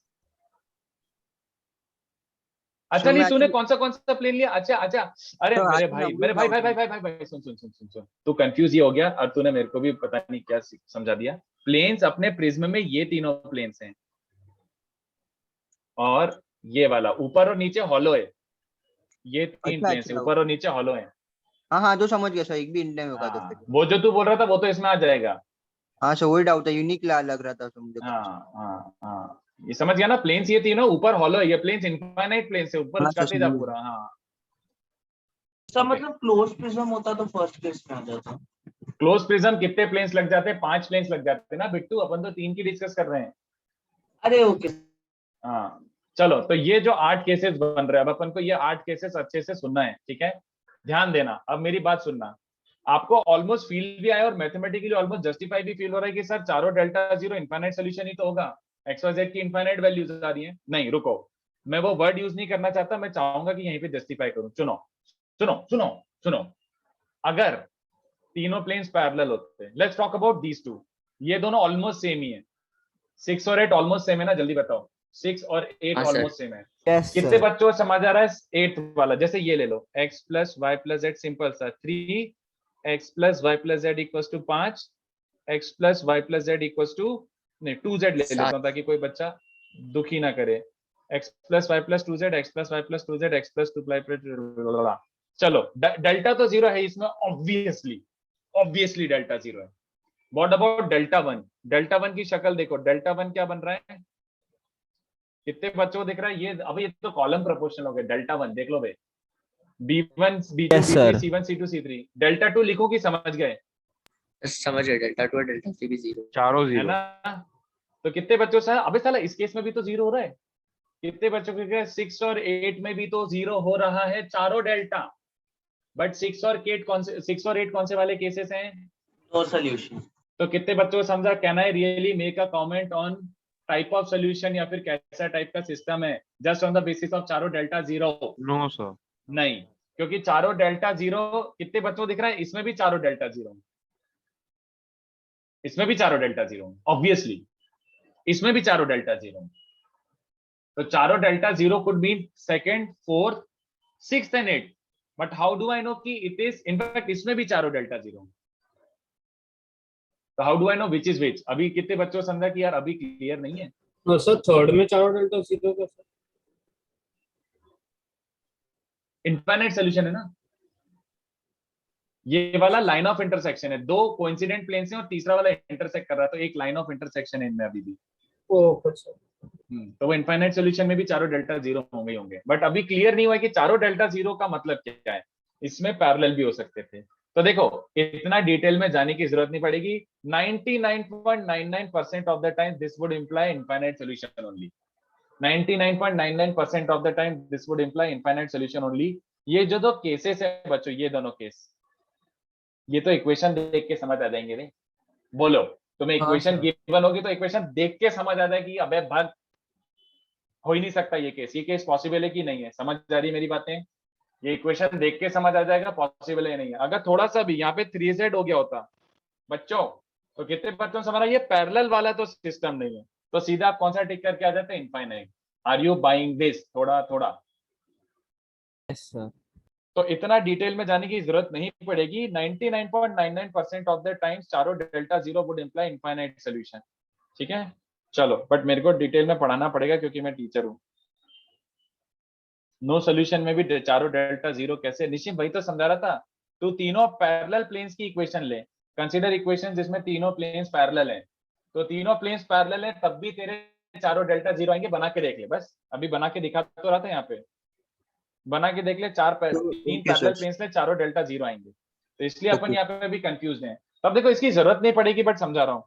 अगर ये हो गया देन आपको ये निकालना पड़ेगा, डेल्टा के कोफैक्टर्स निकालने पड़ेंगे सारे, डेल्टा के कोफैक्टर्स निकालने पड़ेंगे सारे। तो कोफैक्टर मतलब B2C3 minus B3C2, A2C3 minus A3C2 dot dot dot dot. कितने फैक्टर्स आएंगे बच्चों? 9, है ना?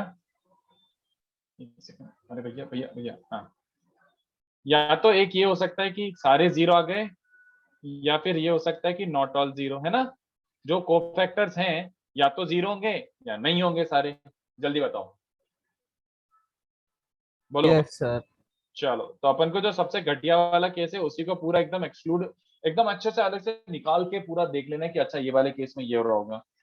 सारे कोफैक्टर, सॉरी सॉरी सॉरी, ये आपने क्या लिखा है सर? डेल्टा कोफैक्टर्स, डेल्टा के कोफैक्टर्स ढूंढने पड़ेंगे। अगर यहाँ पे अटक गए तो आपको डेल्टा के कोफैक्टर्स ढूंढने पड़ेंगे। अच्छा ओके डेल्टा सर। के कोफैक्टर्स ढूंढे तो सारे कोफैक्टर्स का जीरो होना मतलब क्या? सर एक डाउट है। हाँ बोलो सर वो अटकेंगे कैसे है? तो पैरेलल हुआ तो अपन कोएफिशिएंट देख के ही बता देंगे ना। वेरी गुड, बिल्कुल सही बोल रहा हूँ, मैं भी वही बोल रहा हूँ, बट मेरे को मैथमेटिकली कंडीशन लिखनी तो पड़ेगी ना। वो तो हमारे आपस की बात है कि सर क्वेश्चन में क्वेश्चन सॉल्व करने के लिए इतना क्यों करना है, मैं भी वही बोल रहा हूँ, नहीं करना पड़ेगा, बट मेरे को मैथमेटिकली लिखना तो पड़ेगा ना कि देखो ये होता है, this is how these cases are different mathematically. assuming all the constants are unknown, तब बोल। तेरे को एबीसी की वैल्यू नहीं पता है, अब बोल। हाँ सर, तो कंडीशन लिखना हाँ पड़ेगा। तो निकल ली, वो वही डिराइव कर रहा हूँ, यूजलेस है बट डिराइव करनी पड़ेगी। चलो सारे कोफैक्टर जीरो का मतलब क्या होता है? B2C3 is B3C2, या फिर B2 by B3 C3 by C2, है ना? C2 ऐसे, पहला कोफैक्टर ये माइनस ये जीरो है, मतलब B2 by B3 C2 by C3। बोलो कितने बच्चों को समझा? अगर सारे के सारे ही जीरो हैं, इसका मतलब है A1 by A2 is also B1 by A2 is also C1 by C2 and A1 by A3 is also B1 by B3 is also C1 by C3। डिक्चिक डिक्चिक डिक्चिक डिक्चिक, समझा क्या सबको? इसका मतलब तीनों रोज ही प्रोपोर्शनल है या ना? अगर सारे कोफैक्टर, डेल्टा तो जीरो था ही, उसी केस में मैं डिस्कस कर रहा हूं अंदर। अब डेल्टा तो जीरो है ही ऑलरेडी, बट किसके कारण जीरो हो रहा है? Because all three rows were proportional, yes और नो? Yes sir. अगर सारे कोफैक्टर जीरो आ रहे हैं, इसका मतलब है तीनों रोज ही प्रोपोर्शनल है। और तीनों रोज प्रोपोर्शनल का मतलब क्या क्या केस हो सकता है बताओ? तीनों रोज प्रोपोर्शनल है तो अपन बोल सकते हैं कि क्या सिस्टम रहा होगा, क्या अरेंजमेंट रहा होगा? बोलो सर, दो कोइंसिडेंट और एक पैरेलल से, या तीनों पैरेलल, या वेरी गुड। Case 6 and 8। कितने? नहीं नहीं नहीं नहीं, 6, 8 या फिर 4। ओ हाँ यस सर, 4 में भी तो तीनों रोज प्रोपोर्शनल है। Yes sir. तो कितने बच्चों से समझा? में साला अभी भी नहीं बता पाए कि यार इनफाइनाइटी की नो सॉल्यूशन है, हाँ या ना? मैं अभी भी नहीं बता पाया, तो अब क्या करना पड़ेगा? सो डेल्टा आई के कोफैक्टर्स, डेल्टा आई के कोफैक्टर्स निकाल। तो डेल्टा आई के कोफैक्टर्स में भी क्या हो सकता है, या तो जीरो सारे जीरो आएंगे या फिर सारे जीरो नहीं आएंगे, सीधी सी बात है ना। तो अब तुम खुद सोच के बताना, डेल्टा के सारे कोफैक्टर्स तो जीरो थे, तो तीनों रोज तो प्रोपोर्शनल थी, कांस्टेंट्स का पता नहीं था। अगर डेल्टा आई के भी सारे कोफैक्टर जीरो हैं, डेल्टा आई के भी सारे कोफैक्टर जीरो हैं, इसका मतलब समझ पा रहे हो, d1 by d2 is also b1 by b2 is also c1 by c2, तो कितने बच्चों समझ, इसका मतलब है तीनों इक्वेशन सेम थी, है ना। सारे कोफैक्टर जीरो मतलब तीनों पूरी इक्वेशंस ही, तीनों इक्वेशंस ही आइडेंटिकल थी।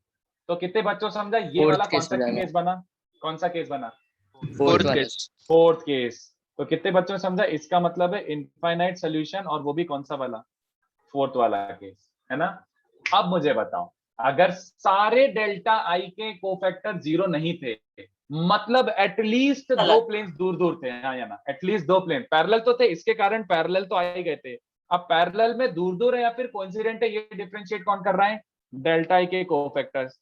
तो कितने बच्चों ने समझा, नॉट ऑल जीरो, अगर एक भी थोड़ा सा भी नॉन जीरो आया, इसका मतलब है तीनों कोइंसिडेंट तो नहीं थे। तो तीनों कोइंसिडेंट नहीं है, तो कितने बच्चों को दिख रहा है, ये वाला केस बाहर आ गया, नो सोल्यूशन। ये जो केस कचरा कर रहा था ये बाहर आ गया, आइदर फोर्थ और एट, सॉरी फोर्थ नहीं, सिक्स और एट चलेगा क्या, चलेगा क्या, सिक्स और एट, ऑलराइट। और ये वाला केस तो कोई दुखद ही नहीं है, अगर सारे कोफैक्टर जीरो नहीं आए, सारे कोफैक्टर जीरो नहीं आए, इसका मतलब है प्लेन्स पैरेलल नहीं है।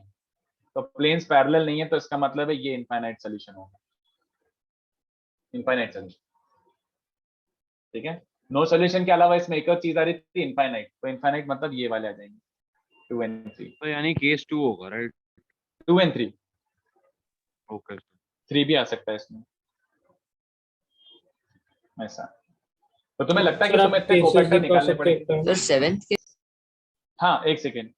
तो अपने कौन से कवर हो गए, ये वाला किस, ये वाला फर्स्ट वाला केस यहाँ पे आ गया था, ये केस 1 था, है ना, डायग्राम 1 यहाँ पे था, यूनिक सोल्यूशन वाला डायग्राम 1 यहाँ पे था, और बचा कौन सा बचा कौन सा, फिफ्थ एंड सेवंथ यहाँ आएंगे, ये वाले नो सोल्यूशन में 5, 7 आएंगे, और जो कचरे वाले नो सोल्यूशंस थे वो इसमें आएंगे। ये हो गया आपका कंप्लीट एनालिसिस। कभी इसकी जरूरत नहीं पड़ेगी तो प्लीज डू नॉट आस्क, कुछ मत पूछना, चुपचाप क्वेश्चन करते हैं, और क्वेश्चन में देख लेना कि अपन से अप्लाई हो रहा है क्या। अगर अप्लाई हो रहा है मतलब समझ गया, और नहीं अप्लाई हो रहा है इसका मतलब है आपने स्टार्टिंग से ही ध्यान नहीं दिया। केस 1 90, आई विल रिपीट, थोड़ा करेक्ट कर देता हूँ। डेल्टा सुनो, डेल्टा नॉन जीरो मतलब unique, delta zero but at least one of the delta is non zero मतलब नो सोल्यूशन, एंड चारों डेल्टा जीरो मतलब infinite solution. 99.999999% of the cases में ही होगा। Nobody is going to give ऐसा question की जिसमें कोफैक्टर निकालने पड़े। This would mean infinite solution only, आपके लिए, आपके क्वेश्चंस में इनफाइनाइट सोल्यूशन वाला ही केस बनेगा। तो आपको अंदर जो नीचे लिखा हुआ है ना, सोचना ही नहीं, इतना जाना ही नहीं पड़ेगा, एक भी क्वेश्चन में नहीं जाना पड़ेगा, आई गारंटी टू यू, ठीक है, इतना जाना ही नहीं पड़ेगा। तो चुपचाप ये अपने बेस वैल्यूज बना लो, यूनिक, नो, इनफाइनाइट, चलेगा। सर हाँ सर वो कोफैक्टर के ऑल जीरो में इनफाइनाइट कैसे है? छोड़ दे, अगर आए तो फाइंड, तो या तो सारे जीरो आएंगे या सारे नॉन जीरो आएंगे। अगर सारे जीरो आ गए तो फिर डेल्टा के कोफैक्टर्स निकाल लेंगे, वो भी इफ ऑल जीरो आ गए तो ये, नॉट ऑल जीरो मतलब ये, और ये छोड़ दे, मत कर। सर एक डाउट है सर, मेरे को लॉजिक सब समझ गए सर, बस मुझे ये नहीं समझ आ रहा कि डेल्टा को फैक्टर्स ऑल जीरो होंगे तो फिर a1 by a2 ये सब प्रोपोर्शनल कैसे आ रहा है रोज, वो अबे कोफैक्टर वही तो है बिरजू, कोफैक्टर देख तो सही, a1 का कोफैक्टर क्या है, b2 c3 minus b3 c2। अगर ये जीरो आ रहा है इसका मतलब क्या बन रहा है, b2 by b3 is c2 by c3, है ना। Yes sir. तो अगर ये कोफैक्टर जीरो मतलब this upon this is this upon this, कोई और सा कोफैक्टर जीरो होगा तो a2 by 3 c2 sir by तो c3 सब इक्वल आ ही जाएंगे। ओके सर, इक्वल मतलब प्रोपोर्शनल बोल सकता है बीबी। यस सर, वही। हाँ वही, तो सारे कोफैक्टर जीरो मतलब a1 by a2 is also b1 by b2 is also even c1 okay by sir, c2 got it. Dot dot dot ऐसे करके, ठीक है। तो इसको लिखो, बहुत घमासान हो गया एकदम इसका discussion. So in case 2, why can't 6 and 8 be there? Can you repeat that? In case 2, Yeah, case 2 मतलब ये डायग्राम 2 या फिर प्रॉपर केस 2? प्रॉपर केस 2 में 6 और 8 क्यों नहीं हो सकता? 6 और 8 क्यों नहीं हो सकता? क्योंकि 6 और 8 केस 3 में आता है। But चारों case डेल्टा जीरो होंगे। सुन तो सुन सुन सुन सुन सुन इससे पहले कि तू और कंफ्यूज होके बाकी लोगों को और गिव अप करा दे, तो एक काम कर, 3 पैरेलल प्लेन्स ले, उसमें चेक करना चारों डेल्टा जीरो आएंगे। 3 पैरेलल प्लेन्स ले, चारों डेल्टा जीरो आएंगे। और केस 2 में चारों डेल्टा जीरो नहीं है। Are you buying that argument? हाँ सर। बस हाँ, बस थैंक यू। चलो तो एक डेल्टा के क्रेमस कोफैक्टर्स मतलब सारे 9 कोफैक्टर्स निकालने पड़ेंगे। 9 ऑल 9। अरे नहीं पढ़ेंगे ना भाई, भाई सुन लेना, नहीं निकालने पड़ेंगे। Nishim, no point in wasting time in it. वही टाइम का क्रक्स सुन लो फिर से बच्चों, क्रक्स सुन लो। 99.9999% of the times delta zero मतलब यूनिक, डेल्टा नॉन जीरो मतलब unique, delta zero and at least one of the delta in non zero मतलब नो सोल्यूशन, एंड चारों डेल्टा जीरो मतलब, चारों डेल्टा जीरो मतलब, चारों डेल्टा जीरो मतलब इन्फिनिटी, इनफाइनाइट सोल्यूशन। वो जो नो सोल्यूशन मैंने बोला था ना कि ये जो पैरेलल वाला है, अबे वो तो इक्वेशन देख के समझ आ जाएगा। इक्वेशन देख के समझ आ जाएगा कि भाई पैरेलल हो रहा है कि नहीं हो रहा है। ओके, इतना सर आप कभी थोड़ा डिटेल ऊपर में, जा सकते हो। अरे पूरा ऊपर चला जाऊंगा, लिख लो। मान ली यार, ये तो वैसी वाली बात हो गई। अब जो थ्योरी बना रहा था वो एनालिसिस करते करते करते करते दे केम टू दिस कंक्लूजन, और क्या कि यार ये 4 डब्बे हैं, इन 4 डब्बों के बेसिस पर अपन डिटरमाइन कर पा रहे हैं ऐसा। फैमिली ऑफ प्लेन्स में इनफाइनाइट सॉल्यूशंस है ना? हाँ ऑब्वियसली। Okay sir.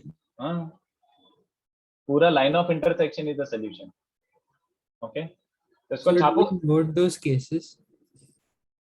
मतलब ये केस 3 diagrams, ये तो diagram. तुम्हारे ऊपर है, नहीं तुम्हारे ऊपर है। कोई कोई नोबडी गेस, नोबडी गेस। थोड़ा नीचे स्क्रॉल कर दो ना। Just a second. 2 मिनट। हाँ sir delta cofactors not all zero, वो एक बार वो थर्ड केस वाला समझा सकते हैं? नहीं छोड़ दे, सर छोड़ प्लीज दे। समझा दीजिए ना सर। नहीं मैं बोलता रहा हूँ, पॉइंट ही नहीं है, क्यों जबरदस्ती कर रहा हूँ? मैं क्वेश्चन देता हूँ, क्वेश्चन में समझते हैं अप्लाई हो पा रहा है कि नहीं हो पा रहा है। बस ये था कि जब चारों डेल्टा जीरो हैं तो उसमें एक नो सोल्यूशन वाली पॉसिबिलिटी थी, कौन सी वाली? 6 एंड 8। जब चारों डेल्टा जीरो हैं तो 6 and 8 also could have been the possibilities. 6 और 8 पहले निकल के कहां पे आ गए? 6 और 8 पहले निकल के यहाँ पे आ चुके हैं, ये देख। तो जो नो सोल्यूशन वाले हैं वो अलग से निकल के आ गए, तो बचा क्या? Infinite solution. ठीक है, आई can not explain better than this, मत समझो। इतनी इतनी क्या क्यूरियोसिटी है? अगर मैं बोल रहा हूँ कि मतलब कोई काम का नहीं है तो मान लो ना मेरी बात। सर थोड़ा नीचे है। हाँ जस्ट अ सेकेंड। हाँ समर्थ, बिल्कुल, अगर तीनों डेल्टा नॉन जीरो आ गए तो भी चल जाएगा। केस 2 में at least one of them has to be non zero. तो अगर delta zero and delta 1 delta 2 delta 3 तीनों ही नॉन जीरो आ जाए तो भी नो सोल्यूशन हो गया, कोई प्रॉब्लम नहीं है।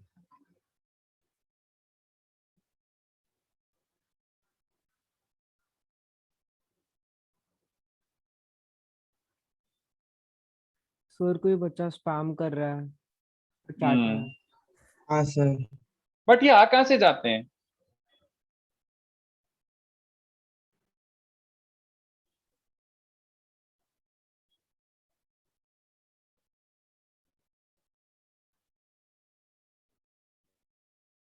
इनके पास इतना, इससे तो बढ़िया PS4 खेलो यार। यहाँ पे आके दूसरे के लेक्चर में आके स्पैम करने का क्या मतलब है यार? गेम खेलो अगर इतना ही फ्री टाइम है तो।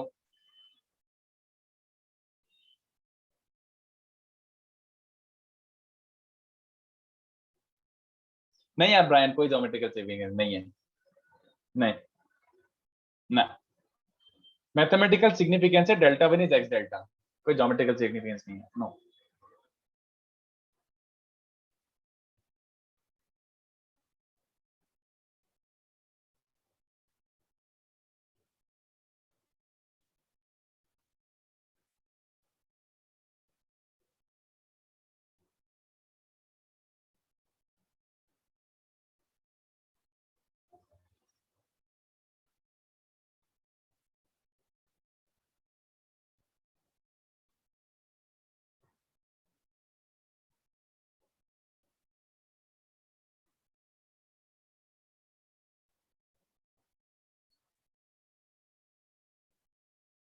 चलो एक क्वेश्चन कर लेते हैं, तभी थोड़ी सी दिल को ठंडक मिलेगी, नहीं तो ऐसा लगेगा कि पता नहीं क्या पढ़ा गया।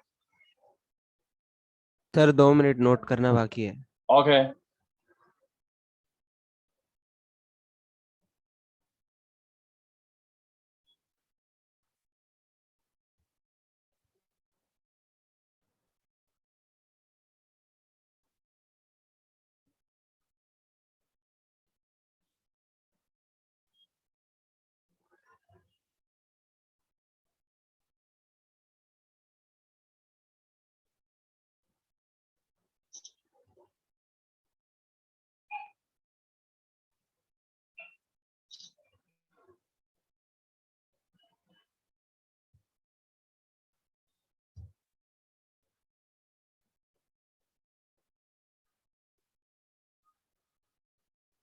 बोलो रुचि, कुछ बोलना चाहते हो?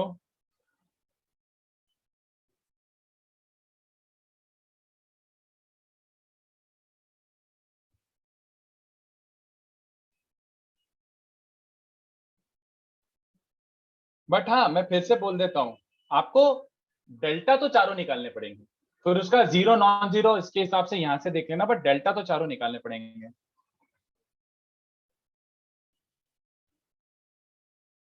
हाँ यार आई एग्री, बट मेरा इतना ध्यान ही नहीं जाता इन सब बातों पे। कभी कभी एक आध स्पैमर आ जाते हैं, एक आध बार चलता है, ठीक है चलो यार।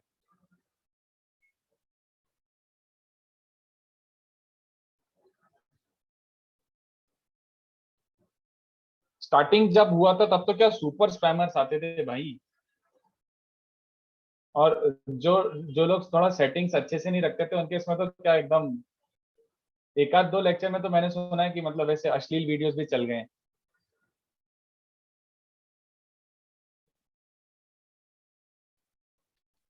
सर हमारे इसमें ही चला था। अच्छा तुम्हारी बैच में हो गया था? सर हुआ था। अरे बाप रे, अरे स्पैमिंग तो बहुत सालों से चली आ रही है यार, अब जैसे अपने व्हाट्सएप ग्रुप है। नहीं कुछ नहीं कुछ नहीं, I might and up giving the ideas. Host chat enable कर दीजिए। हाँ यार ये मेरे को वहां से फिक्स्ड सेटिंग करना पड़ेगा। हर्षल ने टेस्ट कर लिया कि क्या वीडियो भी ऑन करना अलाउड है। सर गलती से हो गया, सॉरी सर, गलती से हो गया था। कुछ करने सॉरी सर, सॉरी हरकतें। नहीं सर, सर गलती एक से बार हमारे गलती क्लास से में हुआ 2 सर। बच्चे नाच रहे थे। हाँ वो पहले होता तो था ये। सॉरी सर, गलती से हो गया। और आप कुछ व्हाट्सएप का बोल रहे थे सर। अरे कोई बात नहीं कोई बात नहीं। रुचिर इन अ way yes, Ruchir yes in अ वे। देख फिर से मैं बता देता हूँ जो तू पूछ रहा है। ये जो बॉक्स है, ये जो बॉक्स है, और ये वाले तीसरे बॉक्स को इनफाइनाइट सॉल्यूशन मान सकते हो। यस, क्योंकि क्वेश्चन ऑलमोस्ट यही है। There is no way they can ask you the no solution वाला case in this. Yes you can say that Ruchir. तो इसको ऐसे भी समझ सकते हैं ना कि मतलब ऑलरेडी डब्बा निकालना है, चार ऑलरेडी बहुत लेंदी, उसको और लेंदी तो नहीं कर सकते ये लोग। नहीं कर सकते, और बाकी अपन को दिख जाएगा इक्वेशन देख के। देखो तुम्हें अगर चारों डेल्टा जीरो रख रहे हो तो एक बार इक्वेशन की शक्ल देखना, इसमें कहीं पैरेलल वाला केस आ सकता है क्या? अगर नहीं आ रहा है तो इसका मतलब है infinite solution is the only possibility. ठीक है, this is as simple as it can become. हाँ सर ये सिंपल है। सर कुछ नहीं, एक छोटी सी चीज समझ नहीं आ रही सर। सर बोलिए। डेल्टा को फैक्टर्स नॉट ऑल जीरो से आपने इनफाइनाइट कैसे इंटरप्रेट किया ये? लेट्स जस्ट से कि मैंने वो कर दिया ऑप्शन एलिमिनेशन। जो इसमें नो सॉल्यूशन आ सकता था वो कौन सा वाला था? ये दोनों। Yes sir. अब ये दोनों बाहर हो गए तो बचे कौन से वाले केसेस? 2 and 4 मतलब सर। Infinite, infinite. तो वो इधर आ Yes. गए। ठीक है बस। Okay sir. चलो तो एक क्वेश्चन कर लेते हैं before we part our ways for today. एक क्वेश्चन बिल्कुल करना है, और ये क्वेश्चन नहीं किया तो फिर आप मतलब अटके रह जाओगे, बैठे रह जाओगे। तो ये क्वेश्चन अब भी फटाफट ट्राई करो, और ज्यादा दिमाग मत लगाना। एक्सरसाइज 3 का 33 आपको चारों डेल्टा निकालने पड़ेंगे। तो 4 डेल्टा बना के उनको ओपन करो, फिर चेक करो कब जीरो है कब नॉन जीरो है। बस फटफट करो। मैं तो बोल रहा हूँ मिल बांट के कर लो कि चल तू डेल्टा निकाल, मैं डेल्टा 1 निकालता हूँ, तू डेल्टा 3 निकालता है। चलो करके बताओ। सर एक बार थोड़ा ऊपर करो ना, लिख के नहीं हुआ पूरा। अच्छा एक सेकंड बस, मैं पहले यहाँ पे क्वेश्चन कॉपी कर लेता हूँ। सर तो क्या हाँ। इसके साथ डिटरमिनेंट की थियरी खत्म हो? यस रैप हो गया पूरा पूरा पूरा मतलब पूरा पूरा कंप्लीट ऊपर से नीचे नथिंग हैज बीन लेफ्ट। सिर्फ 4 वेरिएबल 4 इक्वेशंस वगैरह नहीं है क्या? नहीं पागल है क्या? पागल है क्या? सर नहीं मतलब ऐसा कुछ नहीं होता कि करामर्स रूल से जनरलाइज हो जाता है बाकी हाँ क्वेश्चंस? हाँ यही है। अरे यही इसको जनरलाइज कर दे। डेल्टा अगर 4x4 है तो delta non zero is unique solution. उसमें 5 डेल्टा बनेंगे। Delta zero and at least one of delta I non zero is inconsistent और नो सोल्यूशन। और ये वाला क्या बन जाएगा? सारे के सारे है जीरो तो उसमें ऐसा कचरा हो सकता है। सो बट मतलब उसको उसमें डेल्टा आई की जगह 1 2 3 4 आ जाएगा 1 2 3 4 आ जाएगा। ओके यस सर इसमें 1 2 3 है। और उसमें ये नहीं कर पाएंगे ना अपन, ज्योमेट्रिकली नहीं इंटरप्रेट कर पाएंगे। Okay sir. तो कौन सा क्वेश्चन करना है? एक्सरसाइज 3 का 33 minus 4 equation 4 variable would mean nothing not more than 3 planes. वो बोल रहा है 4 इक्वेशन इन 4 वेरिएबल।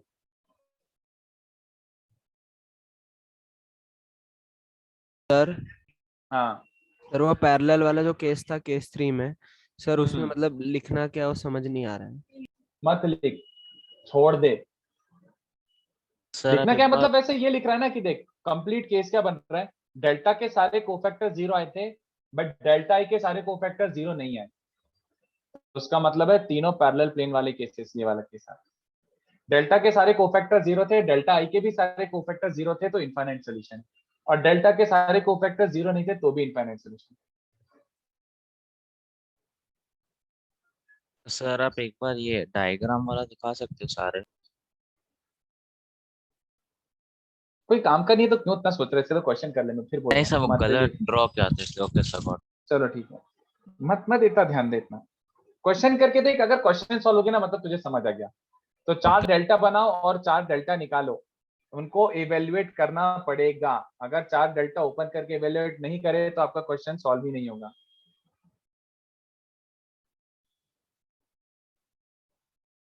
नहीं Ansh, it makes absolutely no difference. Ansh it makes absolutely no difference क्योंकि तू खाली डेल्टास की वैल्यू को कैसे चेक कर रहा है, वो जीरो या नॉन जीरो है।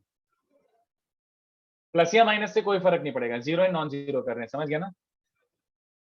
तो even if you take -6 -10 and -2 लिया तो भी उससे प्लस या माइनस में फर्क पड़ेगा ना, जीरो नॉन जीरो में फर्क नहीं पड़ेगा।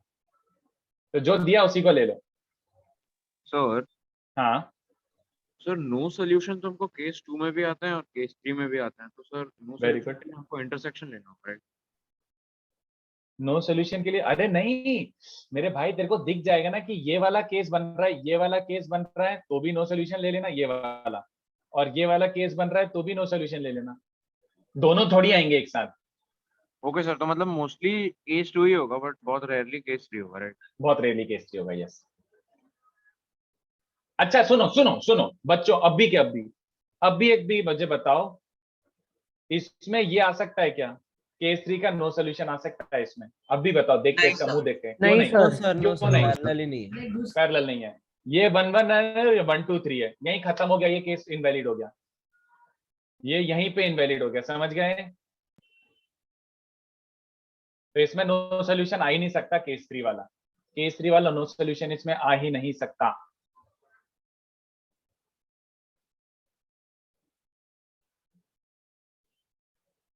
सर बट केस 2 वाला नो सोल्यूशन आ सकता है ना क्योंकि अगर दो हाँ पैरेलल। वो वही वही वही आएगा अगर नो सोल्यूशन आएगा तो, यस।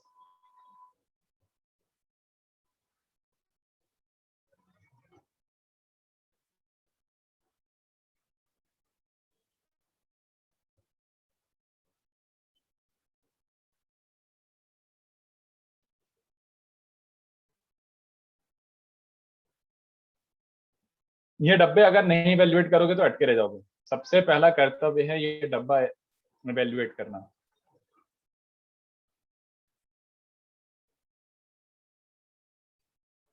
बहुत इजीली इवेल्युएट हो रहे हैं मेरे हिसाब से, कैलकुलेशन भी कोई इतना बुरा नहीं है।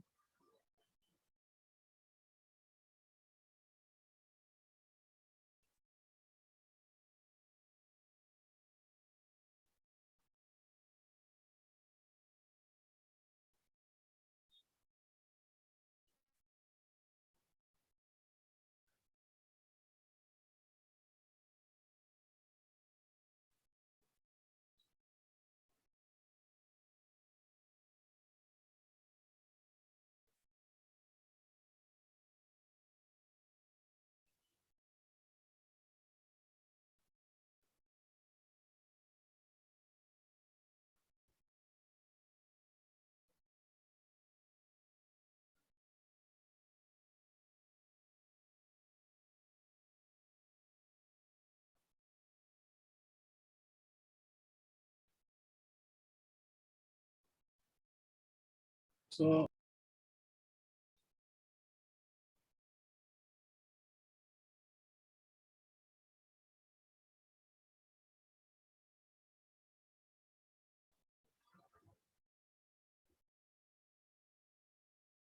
So delta 2 times lambda minus 3 होगा 2 टाइम्स आ रहा है, हाँ नहीं यार लैम्डा माइनस 3 आ रहा है, चल एनीवे फर्क नहीं पड़ेगा क्योंकि अपन जीरो नॉन जीरो देख रहे हैं।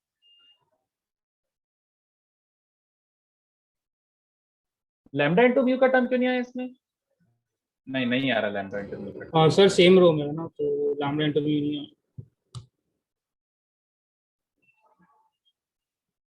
तो ये तो फिर ओके, मेरे हिसाब से तो इसका फिर कैलकुलेशन भी इजी है, मतलब फाइनल कंक्लूजन भी इजी है मेरे हिसाब से। एक बार बच्चों चेक कर लेना भाई, मेरा कोई भरोसा नहीं मेरे को अपनी कैलकुलेशन पे। इसको मैं ऐसे कर लेता हूँ यार, this minus this 0 -1 6 - 10 is -4, this minus this 0 0, वाह अति उत्तम। ये क्या बन रहा है 10 माइनस म्यू इंटू ये 10 माइनस म्यू इंटू क्या minus plus minus plus minus plus नहीं माइनस, ये शायद 10 माइनस म्यू माइनस 10 बन रहा है, पता नहीं कितना बन रहा है, ऐसा टाइप का बन रहा होगा। प्लस माइनस से फर्क नहीं पड़ेगा बच्चों, don't bother me with the calculation, इस और म्यू माइनस 10 में 10 माइनस म्यू वो होगा। और तीसरा वाला कह रहा है आजा मेरे भाई आजा, 0 -4 -2 फिर 0 10 माइनस म्यू 3 माइनस लैम्डा, तो क्या बन रहा है ये -12 + 4 लैम्डा + 20 + 2 म्यू, तो क्या बन रहा है अबे पाप की दुनिया 2 लैम्डा + म्यू माइनस +4, यही आए क्या 4 लैम्डास, चार डब्बा यही आए क्या बच्चों? देखो एक बार एग्जैक्ट कैलकुलेशन भी बता दो अगर किसी ने किया तो, मेरे हिसाब से ये आ रहा है, मेरे को अभी भी इस पे भरोसा नहीं है। फिर शायद डेल्टा 2 सही नहीं है, शायद डेल्टा 2 सही नहीं है, मुझे चेक कर एक सेकेंड 1 1 1 6 लैम्डा म्यू और 1 3 लैम्डा, तो मैंने सब्ट्रैक्ट करा तो 0 0 1 6 minus 10 10 minus mu -2 3 minus lambda ऐसा, तो इसमें से -2 भी कॉमन निकाल दो, तो क्या बन रहा है 6 - 2 लैम्डा -10 प्लस म्यू। अच्छा हाँ कुछ गड़बड़ है, हाँ तो अरे यार तो फिर सब कुछ ही गलत है मेरे हिसाब से, म्यू -2 लैम्डा -4 सब कुछ ही गलत है एक तरीके से, में तो -2 साइन ऐसा।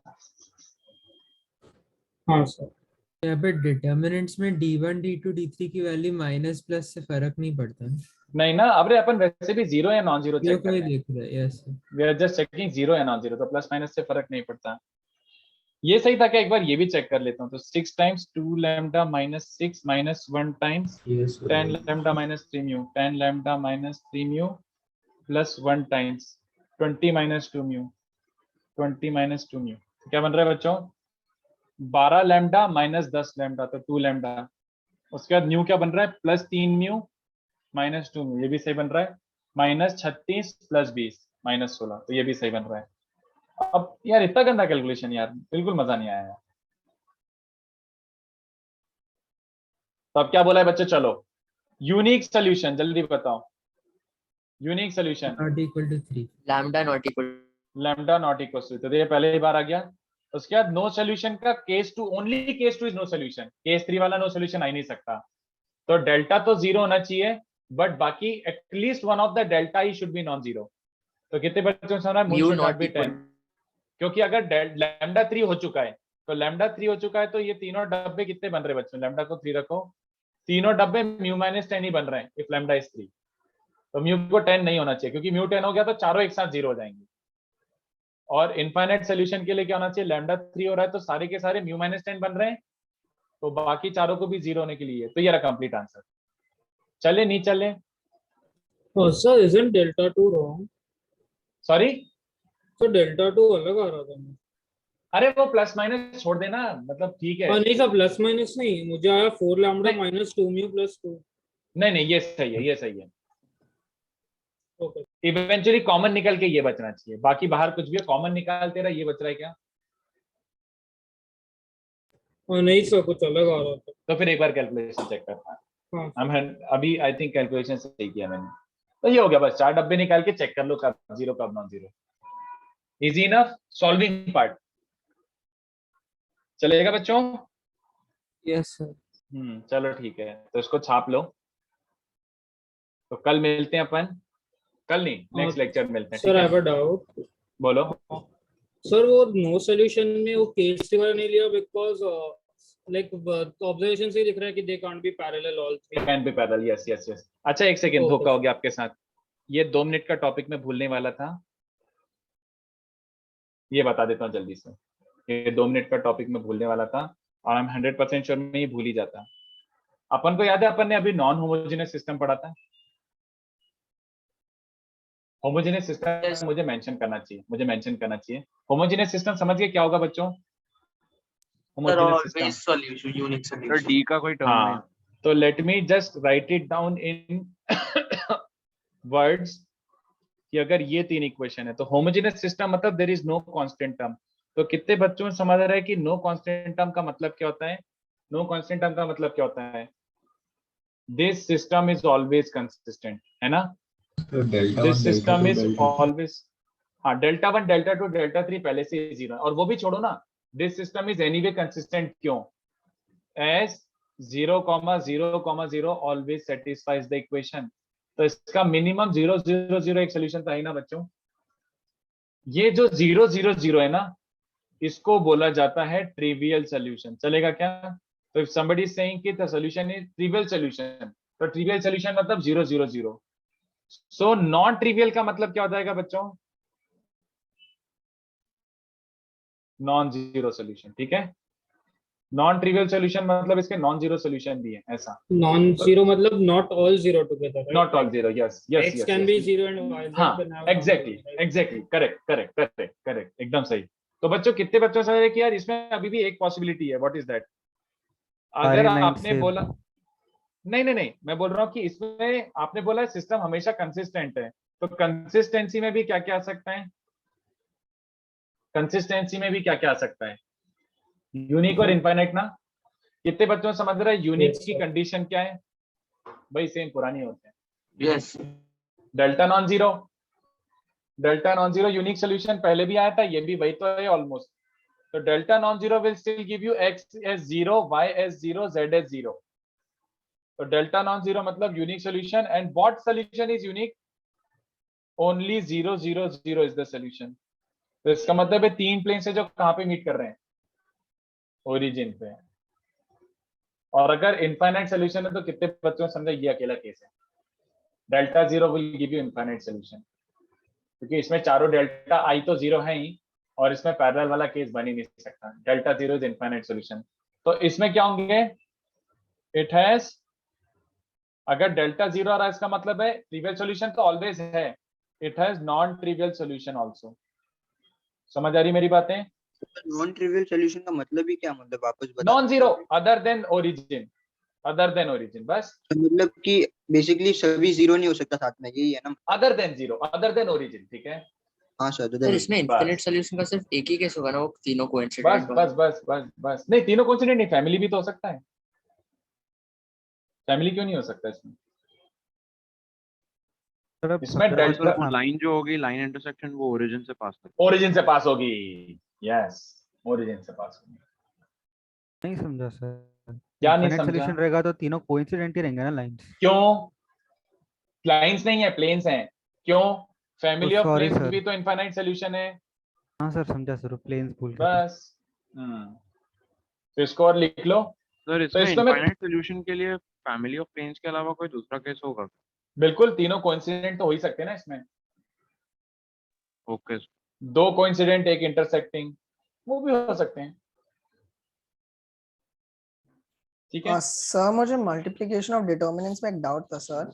इज इट बोलो। Similar to how we multiply matrices? Yes, because it has come from matrices. Yes sir.